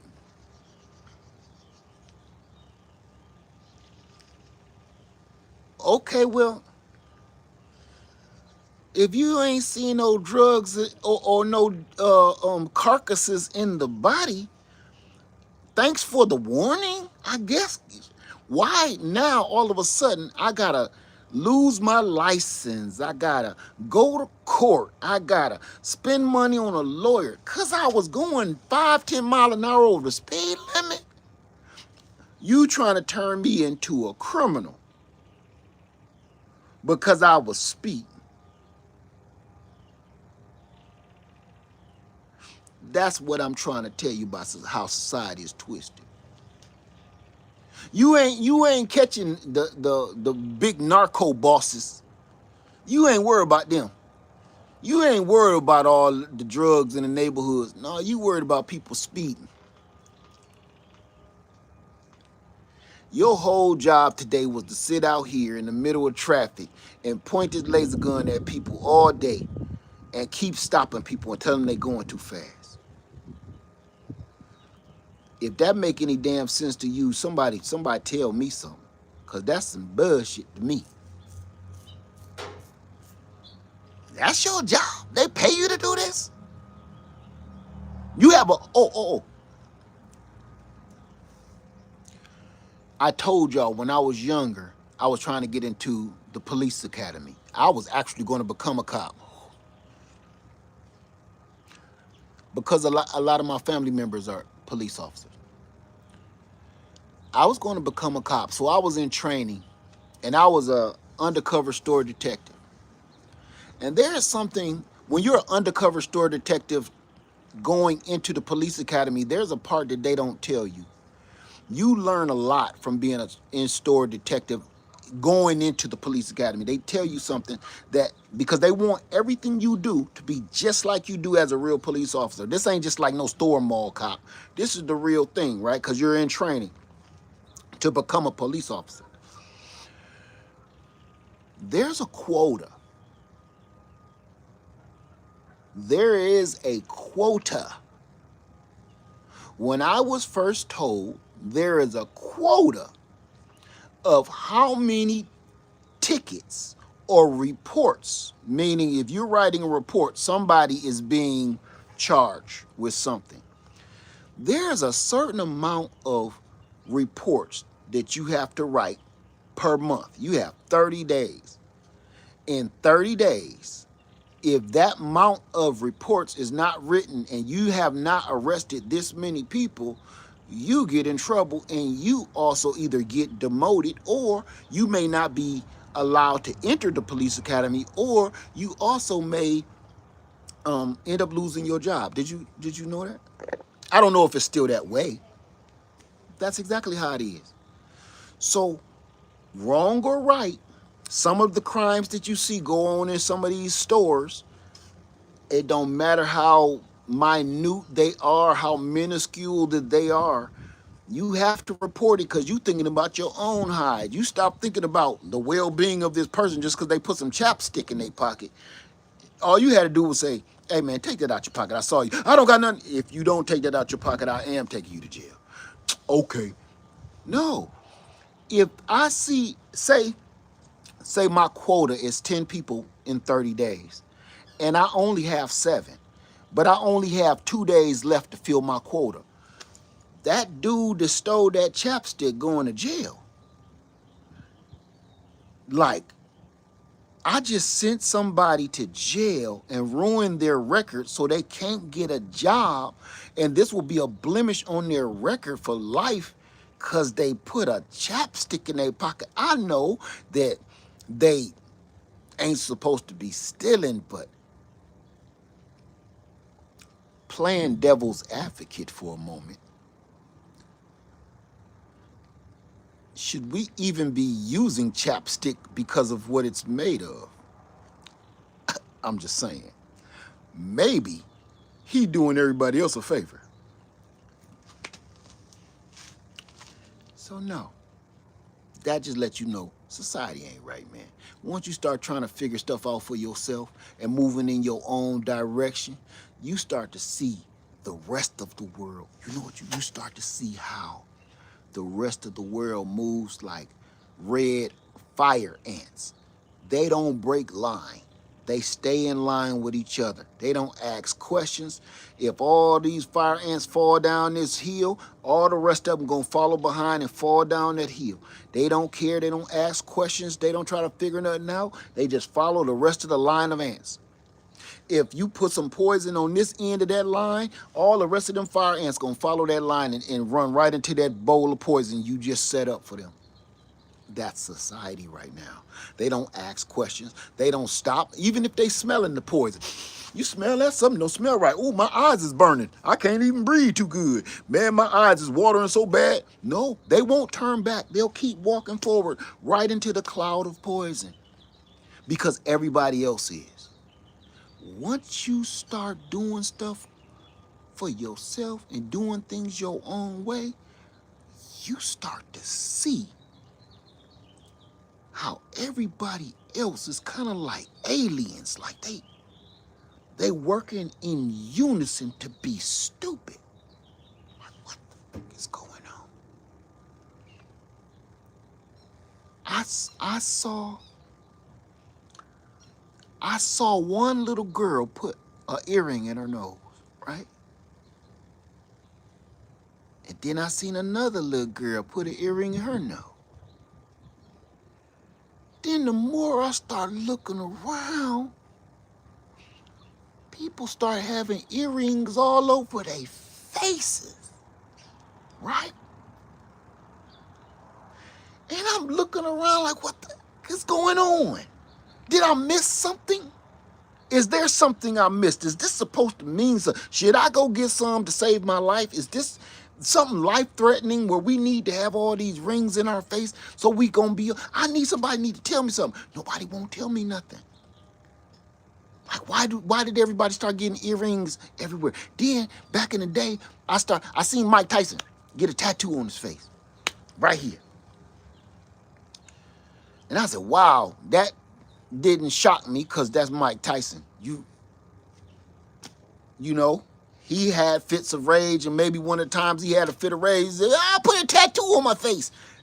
What you gonna tell Mike Tyson? Mike, that's crazy. No, let him do it. He Mike Tyson. But right after I saw Mike Tyson do that years ago in the 90s, I think that's after he bit that ear meat off. Yeah, right after he bit off that ear meat. You knew he was in a dark place. Ear meat sandwich and then tattoo. Next thing I knew, everybody started putting tattoos all over their face. But they wasn't in no gangs. Tattoos. They start tattooing their eyeballs. And then ladies start getting tit-toos. You ever seen a tit-too? A tit-too is a when they put that big butterfly between their titties. You ever seen a tit-too? I didn't understand it. I didn't understand it at all. Like, why would with how many women is getting the C word with them? Why would you go risk it? Why would you go risk catching the C word to get a tit-too? You gonna want somebody to inject some ink in them boys and take a gamble on getting the C word or hepatitis or something worse, right? What? But then I start seeing them all over the place. All the rapper girls got them. Girls in the Walmart got them. People all around the world. Tit-toos everywhere. They got them pulled down so you can see the tit-too. And the tit-too is the butterfly in there strangled up like this sometime, you know. Can't even make it out. Unless you yawn or something. Like, oh, it's a tattoo. Oh, it's a butterfly. It's a butterfly. But I seen that. All these tattoos. Oh, like, what is this about? Did I miss something? Is it something I should be doing because that just lets you see how society move. That just lets you see how society move.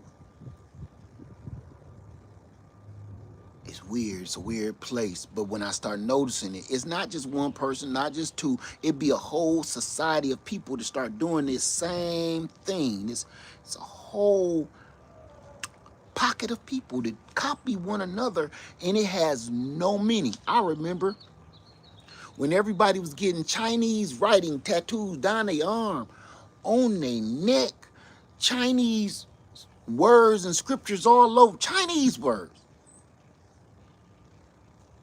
You don't even know what that means. Why would you do that?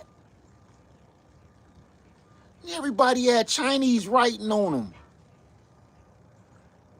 You didn't even ask the dude what it meant. You were just like, yeah, that look hard right there. Put that on my neck. You don't know what that means.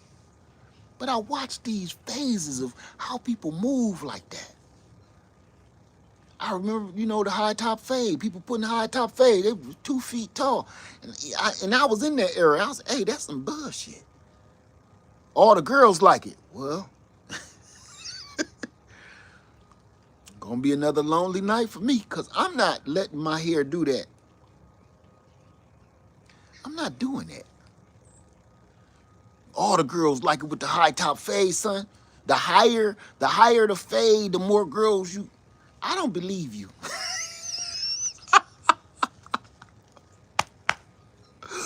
I don't believe anything you're saying. I don't believe, listen, you gotta prove it to me.